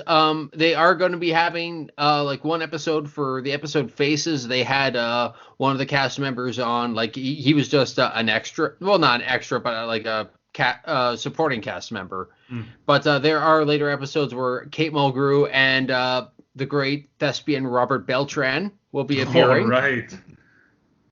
No, that sounds interesting. I'll probably check it out. I like the concept because it reminds me a lot of like what they're doing with the wrestling podcast with like Something to Wrestle with Bruce Prichard. Oh, Bruce Prichard. I've listened to that, yeah. Yeah, where they go over each pay-per-view or a different episode or something like that. The only problem you're going to have with what they're doing, though, is there's a finite amount of episodes before you're like, okay, series is done, now what? Yeah. Mm-hmm. And maybe they'll start watching TNG episodes. Maybe. That'd be But at least they get 100, guaranteed 170 something episodes. Oh. Yeah. I don't know how many episodes. 7 seasons, probably roughly around 100. I think it was 168 episodes. Okay. Well, since we're talking about podcasts, I've found a podcast recently all right. that I've been really into. It's called 372 Pages I'll Never Get Back. It's a podcast starring Mike Nelson, who was the host of Mystery Science Theater 3000, and I can't remember the other guy's name, but he's a writer for Riff Tracks. Okay. And they start the podcast reading Ernest Cline's Ready Player One and basically mocking it throughout the entire thing. And it's really funny because they're the guys from Riff Tracks and Mystery Science Theater, so they know how to mock shit, and they're really good at it. And I haven't read the book, but from what I've heard from the podcast, Ready Player One is even worse than I would have thought it was. It's absolutely fucking terrible. So to hear them like tear it up and like quote things from the book, they have like segments too, where they have like dumb sentence of the week. They do a segment called Fan Fiction or Real, where they have listeners try to write their own paragraphs from the book, like a fan fiction paragraph, and then pick up a page from the book and try to guess which one is fake and which one is real. That's really good. They must really hate this fucking book. Oh, it's awful. It is so bad. This is the one that they made the movie off of, right? Yeah. Yep, a Spielberg movie. Yeah. And then it started a few years ago. Like they talk about when they're in the podcast, they talk about the upcoming movie. So it's a few years old. But after they were done going through Ready Player One. They did Armada, which is Ernest Cline's second book, and that's where I'm in the middle of Armada right now.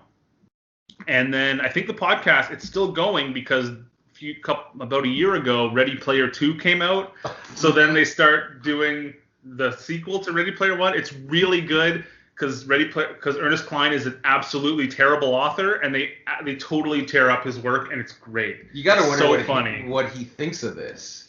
I would wonder. He's gotta know by now. Someone's had to have clued him in about it. I mean, these are not like nobodies like us who just started their own podcast. Right. These are like people know Mystery Science Theater, they know Riff Tracks. He's like, hey, sell more copies than the book. Check it out how bad it is. Don't matter. Yeah. I get paid. I mean, he's rolling in Scrooge McDuck money right now, so I'm sure he doesn't give a shit. Right. He's an awful writer, but so is Stephanie Meyer, and she's got more money than God. This is true. So, but that's a really good podcast. I recommend it. It's super funny. I never thought it would be so funny to listen to people like read passages and make fun of a book, but it really works. Yeah. It's really good. Bubs, you want to talk about The Expanse? Yeah, talk to me about where you are on it so far. So I watched the Amazon original show The Expanse, based on Bubs' recommendation, basically. I'm only 4 episodes in. I think they're in their 5th season now. So I've just season 5. I've just barely started. And I'll just say right off the bat, so far I'm really liking it. It's really smart and well done, well paced sci-fi. Basically the premise, and I liked how the show starts off with almost like a title crawl explaining like the very basics. So I really like that because because high concept sci-fi and fantasy shows, I feel like you need to have something very concrete to understand the universe it's in. So the basic premise is mankind has colonized the galaxy, the Milky Way galaxy, and there are basically 3 main factions. Our solar system. That's what I meant, solar system. And there's basically 3 main factions. Earth, which is kind of a rich, technologically advanced society run by the UN. But on decline. Yeah, I guess so. Mars, which I'm only 4 episodes in, so don't spoil anything, but Mars, which is kind of like a military based, I don't want to say dictatorship, but they're seen as very cold and militaristic. And the Belters, they're called, which are basically the poor working class of the human race who live on a station in the like outer asteroid belt of the galaxy, and they do like mining and resource gathering for Earth and Mars, basically. I don't know about Mars, but definitely for Earth. For both. Yep. So they're kind of the poor working class, and they're they mainly mine ice because water is an incredibly scarce resource. Ice and other minerals off the asteroids. There's a bunch of different stations. It was kind of like as soon as they were able to reach out there, it kind of came like the gold rush. Yeah. So most of that was like people that were struggling on Earth and hadn't gone to Mars, terraform Mars, had went out there. Yeah. And now it's a couple generations in, and the ones that are being born out there are now accustomed to the gravity from not living on a planet. So now if they actually, I don't know if you saw that one episode where they have somebody back, one of the Belters. Yeah, that was like the second episode. Okay. And you saw how tall and stretched out he was. They were interrogating him. Yeah, and he couldn't handle the gravity because it was actually killing him. So now you got another generation of people who are basically born in outer space that can't handle the gravity of a planet. So that's how they've kind of differentiated themselves from them. And it's a really, really great detail in the show that I really appreciate is the faction, the Belters faction. It's not just regular human beings who are out there and they're different from us. They look different. The people they cast are like tall and thin and like gaunt kind of and pale. And I don't want to say they look like a different species, but when they show scenes of them and then scenes of people on Earth, they look vastly different, even though they're both human. Yeah. So they do a really good job of differentiating that. And they say, they grew up in space. They're like a couple generations in space, I think. So they're adapted to probably less oxygen, I would imagine, and less gravity. So they look different. They breathe differently, and They look kind of sickly and pale. So it's really good attention to detail in that.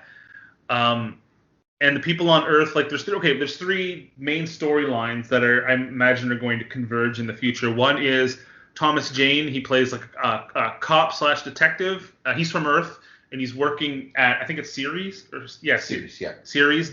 Belter Station, trying to kind of keep peace there. But he's also gets this case where he has to track down the daughter of a wealthy businessman or whatever, and that's his story. And then there's also the crew of an ice mining freighter called the Canterbury, and it gets, in like the first episode, it gets destroyed by an unknown ship, and 5 crew members are off in a shuttle doing like an exploration, responding to a distress call, and so they're the only survivors of the Canterbury, and then they get kidnapped by Martians. So that's like the second story. And the third story is on Earth, following a political leader. I don't exactly know what she is. She's Indian, but she's part of the UN, and she thinks she uncovers a plot where the Martians are aiding Belter terrorists, and she's trying to uncover that plot. So there's 3 separate plots going on, and I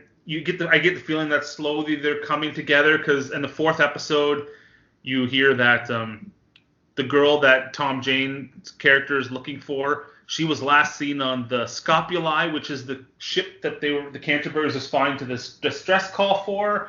And so like they're starting to come together, and it's really well paced. There's not too many things going on. There's just enough.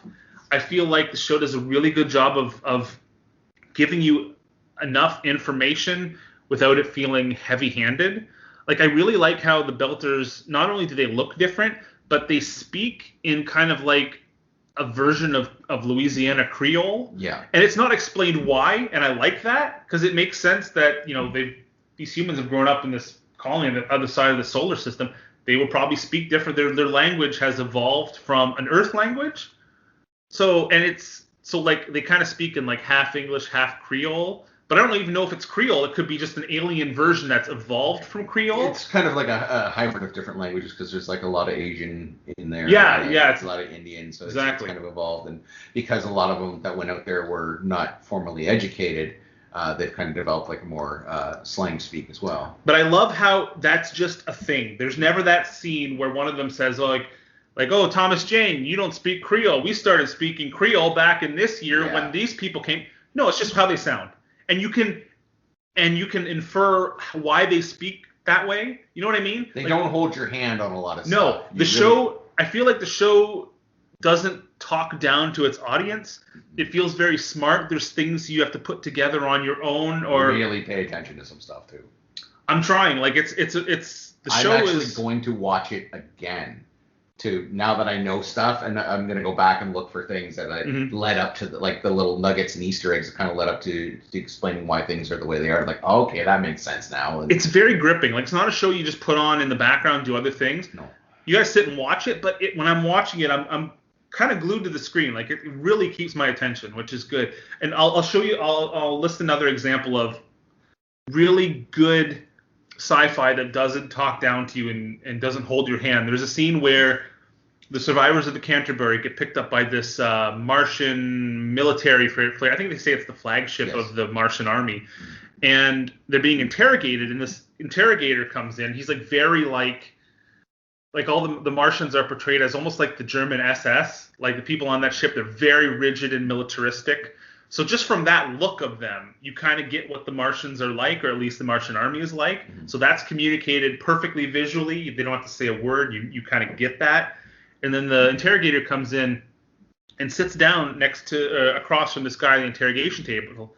And he takes out this little container, and he drops this little ball on the counter that looks like almost looks like a little bath bead. And he picks it up and he puts it in his mouth, and you see his pupils dilate, and then they go back to normal. And then he conducts the interrogation. And I love the fact that there's no scene where he's like, this is Rexulon A. When I take this, it will improve my visual and audio senses, so I will be able to detect that you're lying, or detect facial movements in your face to tell if you're lying. He just takes it. Mm-hmm. And because And you can infer, based on the way he questions them, that it's probably a drug that increases his visual acuity so he can see minor facial movements or body posture to tell if people are lying. Maybe it increases his hearing so you can hear, variations in their voice pattern to tell if they're lying. It can maybe detect little beads of sweat on them. I'm guessing that's what it is. But I love that it doesn't come out and say it. He just takes this thing because it's normal for him. Like, it would be like if someone in the 1700s is watching a show based in modern times and a character drank an energy drink and they say, I'm drinking this energy drink. It's full of caffeine and taurine, which gives me a boost of energy. No, they wouldn't say that. They would just drink it. Mm-hmm. I love that. That's my favorite kind of sci-fi that takes the audience seriously and doesn't insult their intelligence. There's so many instances of that in the show, and I really appreciate that. And it's all based on books, and there's a ton of novellas out there about it, too. I've never heard of this stuff. But I've never heard about it till recently either. Yeah. Like 5 years in, I just came across a review of it, and I'm like, okay, this guy's recommending it. I like some of his stuff. I'm going to give it a watch. And I watched a couple episodes, and I was hooked pretty much right away. Mm-hmm. I think the thing that impressed me most about the show is the sets. It looks amazing. All the sets, I don't know how big of a budget this show had. Like, I always assumed like at Netflix and Amazon, they've got so many original shows. Like, I think, how could they put so much money into each show? But this show looks like it costs millions of dollars an episode. First 3 seasons were on Sci-Fi. Really? And then Sci-Fi was getting rid of it, and Amazon picked it up. See, I'm shocked because I would have thought Sci-Fi would have an even lower budget for shows like this. Like, Sci-Fi is known for just having like crappy like B movies. They had Battlestar Galactica, and that show looked really good. True, but I don't know. Like, this show I think it's fairly popular, but it's not like a Game of Thrones. Like, it's not a massively popular franchise. But I'm impressed at how expensive it looks. Like, the sets are excellent, the costumes are great, the effects. I don't know if they use models for the spaceships, but they don't look CGI at all. They look really good to me. Like, if it is all CGI, it's the best I've ever seen because it looks real. And each set, and there's a lot of different sets because there's 3 separate stories taking place in 3 vastly different locations. Each set looks like, I don't want to say realistic because it's in the future, but it looks like what our future might look like. Mm-hmm. Like, it's not like J.J. Abrams' Star Trek movies. The ships look like very sleek and clean and which is maybe what our future technology will look like. Mm-hmm. But in this show, like, it's more akin to like Alien, where it's more grounded in reality. Like, there's pipes everywhere, and you see like loose wires someplace, and there's like the captain's chair in the Canterbury is like got a bunch of stuff on it, like containers and compartments, and there's like a part falling off on the back. Like, it looks realistic. Mm-hmm. I really love that. The costumes are excellent. It's just a really great looking show. Like, it does not look cheap at all. I don't know how much money they spent on it, but it looks like a lot. I'm really liking it so far. The story, I think it's really well paced. I've never been bored. And there's not a whole lot of action in it, but there's a lot of really tense moments. Like, there's a scene near the beginning when not the escape pod, but the shuttle pod from the Canterbury, they have to go outside of it to fix this radio antenna to call for help, but I can't remember why. I can't remember why, but they had to vent all the air to get outside. I think maybe the hatch door was broken or something like that. I think, yeah. So, like, they're all in their spacesuits and trying to repair this thing, but the 2 people inside the pod, their suits are running low and they're suffocating, so they have to repair it really quickly and get all back inside. And it's really tense. Like, I was like it's a cliche, but I was kind of on the edge of my seat in that scene. Like, really well done, and yeah, just really compelling. The characters are interesting. Like, a lot of them, I'm interested to know their backstory. You're gonna get a lot more. They're gonna deep dive into these characters really well. Like, I'm in the scene where I think the Martians are trying to turn the Canterbury survivors against each other. Like, they're accusing one of them of being a secret terrorist, and one of them we find out was actually used to be in the Martian Navy. Yep. And they've like he's captured by the Martians, but they've given him his uniform back. So it's like, oh, is he still working for them? Is he Is he going to rejoin them? Is she actually a terrorist? There's another guy in his crew which is like totally simping for the girl in his crew, and it's like, why is he so protective of her? Like, there's a lot, and there's like one of the medic on the crew. It was just revealed that he faked his medical application to get into the freighter. Like, he has this past that's we don't know of. And it's like I'm really compelled to learn more about these characters. Like, it's doing a really good job of just like hooking me in there. Mm-hmm. And at the same time, I'm not binging the show. With a show like this, I don't like to watch like a bunch of episodes in a row. I'm watching maybe one or two a day. It's not like, Ash vs. Evil Dead, I can sit there and watch 4 episodes in a row. This is like, I want to watch one episode, kind of think about it, let it sit for a while, watch an episode the other day. So it may take me a while to get through the series, but I'm really liking it. The action does pick up. Does it? You will get a lot of action. I feel like there's something big coming once all these storylines get together. There's like a huge plot that's going to be revealed. I will say something that's not necessarily a spoiler, but something you definitely should pay attention to.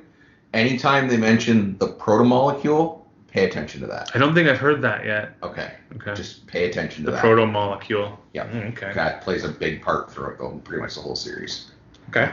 But yeah, I feel like there's a lot.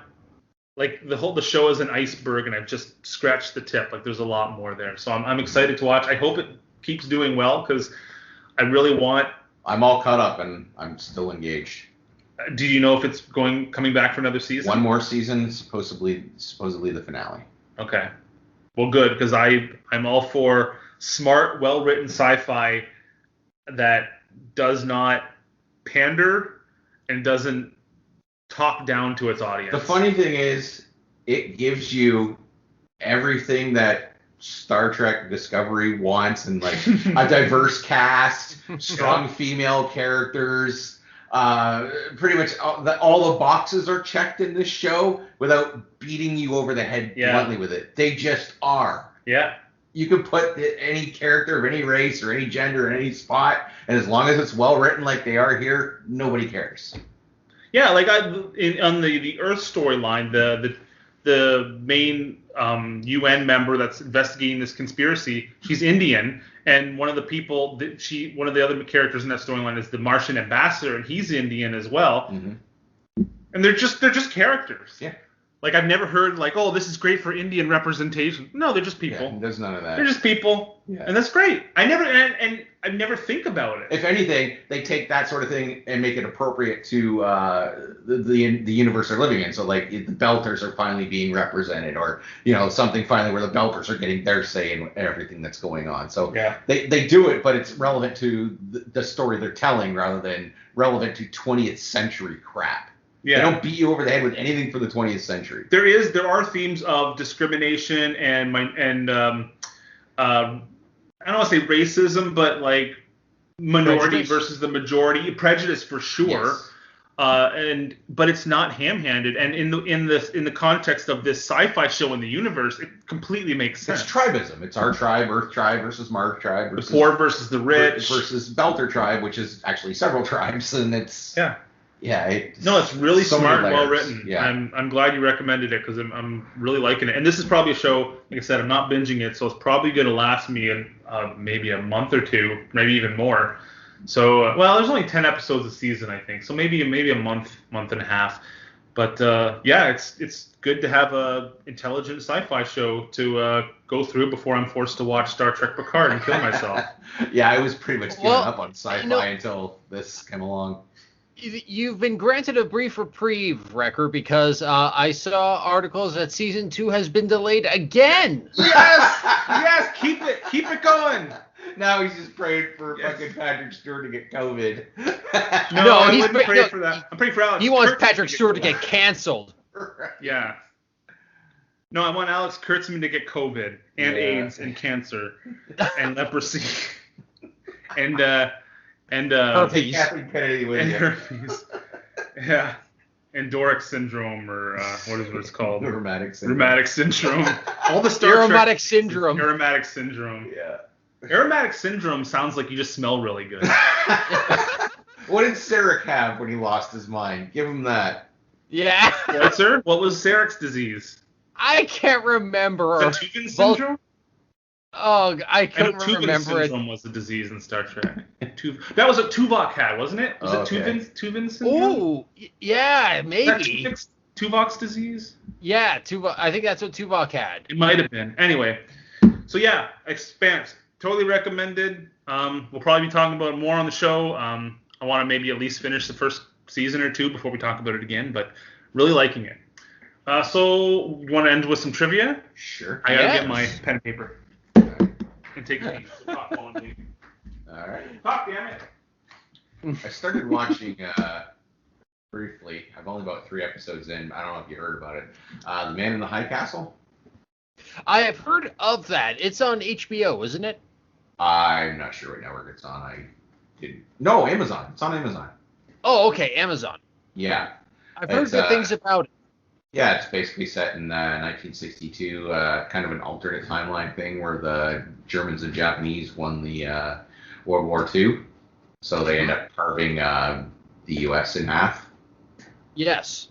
And so you're kind of starting out the show kind of going along with the resistance movement, and they're smuggling this film, which I have no idea why, but apparently it's a film showing our timeline of the Allies winning the war.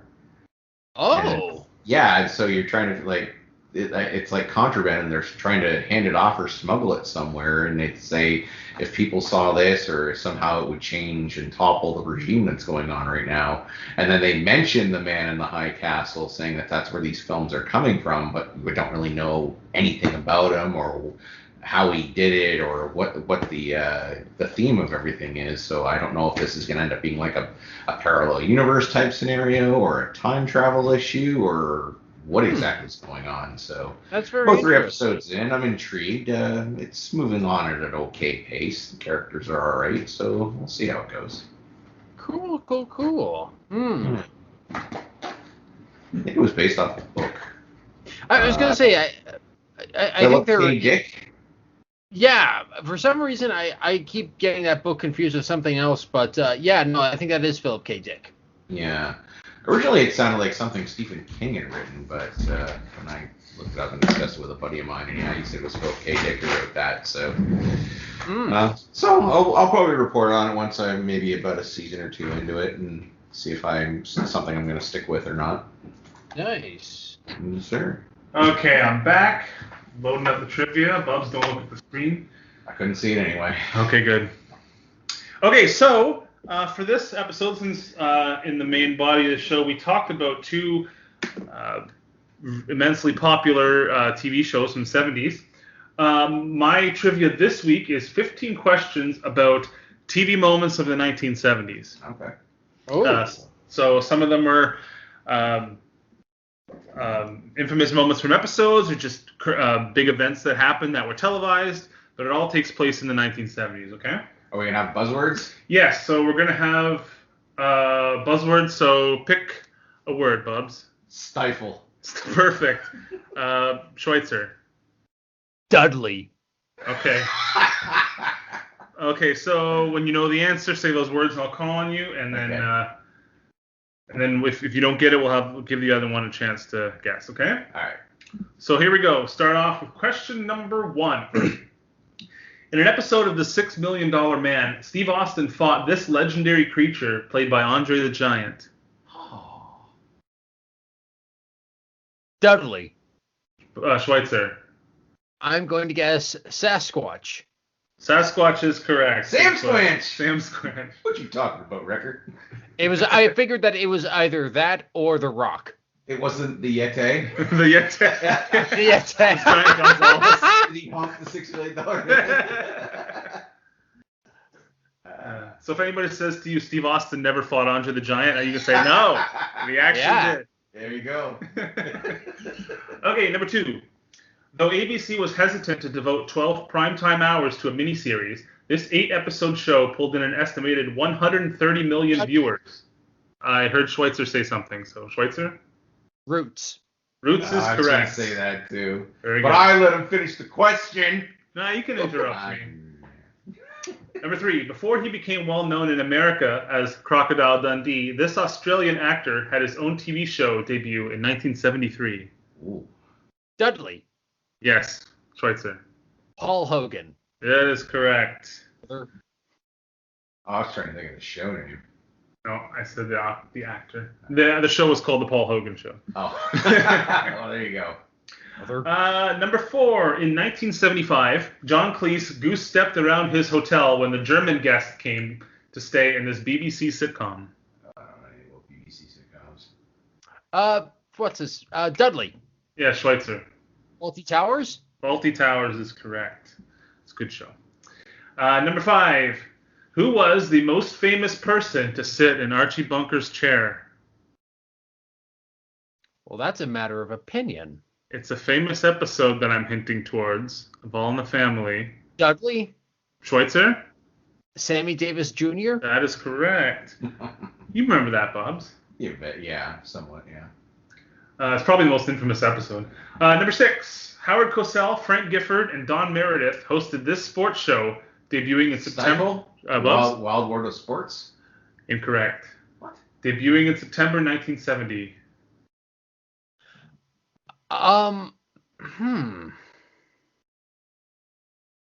Any guesses, Schweitzer? Saturday Night with Howard Cosell? No. The correct answer is Monday Night Football. Oh. That sucks.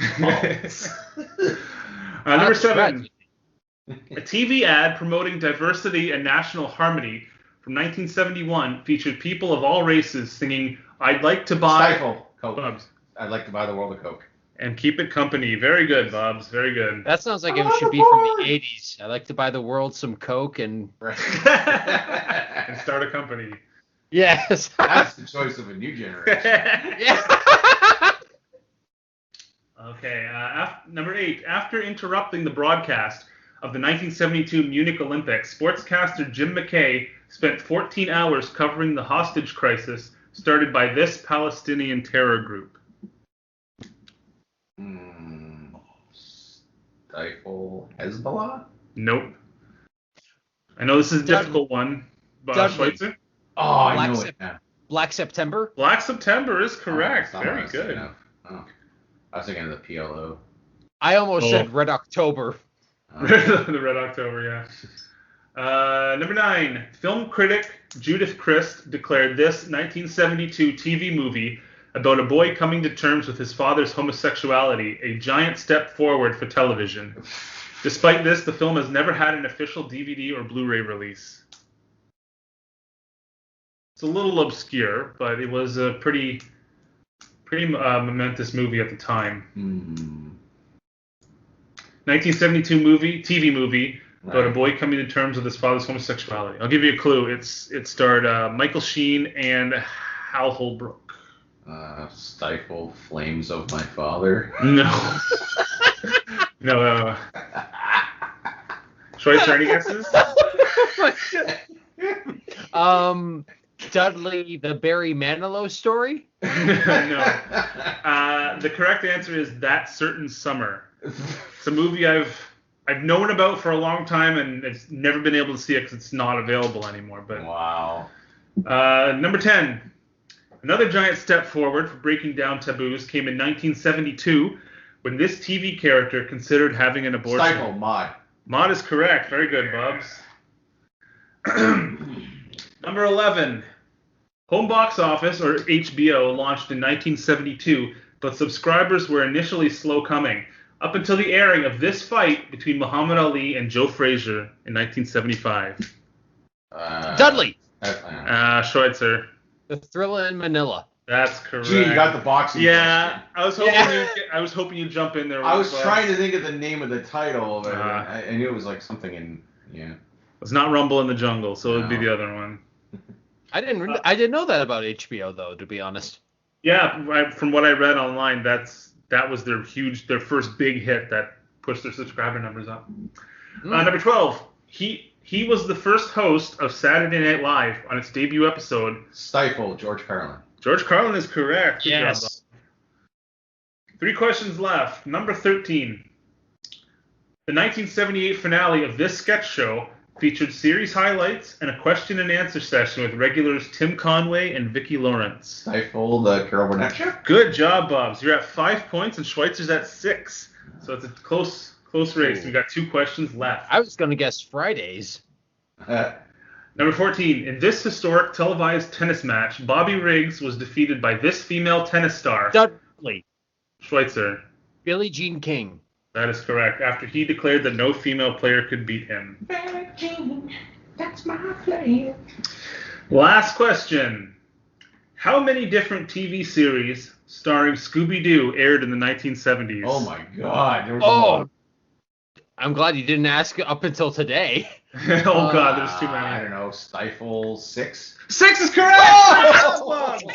Great guess. Don't ask me to name them all. I will give you all of them that appeared in the 70s. Scooby-Doo, Where Are You? Yeah. The Scooby-Doo / Dynamite Hour. Don't know that one. Scooby-Doo and Scrappy-Doo. Kind of remember that, yeah. The new Scooby-Doo movies, which Yeah. was actually a TV show. I don't know why they called it movies. Yeah, really. The Scooby-Doo Show. And Scooby-Doo's All-Star Laugh Olympics. Oh my God. And then there was a bunch in the 80s too. There was a bunch all throughout the 60s to now. A pup named Scooby-Doo. 13 Ghosts of Scooby-Doo. What was the name of his special cousin? He was a white dog. He was really dumb. Huckleberry Hound? No. He was a dude. I don't know. I have to Google that one. It was his cousin or Googling something. it right now. Oh, well, this is weird. Scooby Dumb. Scooby-Dumb. Oh my God. Yeah. Look, you type that in, it's like it gives you the character info. Gender, male, occupation, evades taxes. It's like, so the dog was played by Wesley Snipes? Except he was white. Except he was so white. Donald Trump. Yeah. Yeah. He wasn't around when the Globetrotters were around. So yeah, great job, guys. At the end of the game, Schweitzer has 7, Bubs has 6. So I thought it was going to be way more for him because he started off with like the first 5 or something. No, you had a great. This is great. I think you only missed 1. So great job, guys. Really great scores. Yeah, the only one we didn't get was That Certain Summer. That movie that nobody's heard about. Yeah. Anyway, so that's. Hope you enjoyed our little romp through special episodes and talking about shows that aren't Star Trek. I don't think we mentioned Star Trek once. No, you talked about your podcast. Oh, Schweitzer talked about the Delta Flyers. Yeah. That should be like a thing where I have like a buzzer and the first person to mention Star Trek has to watch an episode of Discovery or something. Oh God. Oh no. Okay, I'm not talking about anything. Oh God, no. Let's take this rule off the table. Yeah. Well, I'm glad to have an episode that, as much as I love talking about Star Trek, I'm sure people get bored of it. I mean, we don't, but. So that's it for this episode. I don't know what we're talking about next time. I think we're going to watch another Bond movie soon, but I don't know. I'm going to keep talking about The Expanse, and trying to think if there's anything coming in theaters, but I don't think anything's coming in theaters anymore. No idea. Oh, they made a Tom and Jerry movie. Oh, yeah. Speaking of Hanna-Barbera franchises that won't die. Although, wait, is Tom and Jerry Hanna-Barbera? I don't know. I don't know. I think so. They aren't. They are not. They aren't? Oh, okay. No, I think they're they something ate else. the Hanna-Barbera. Anyway, that's it for this episode. So thanks for listening. We'll be back when we're back.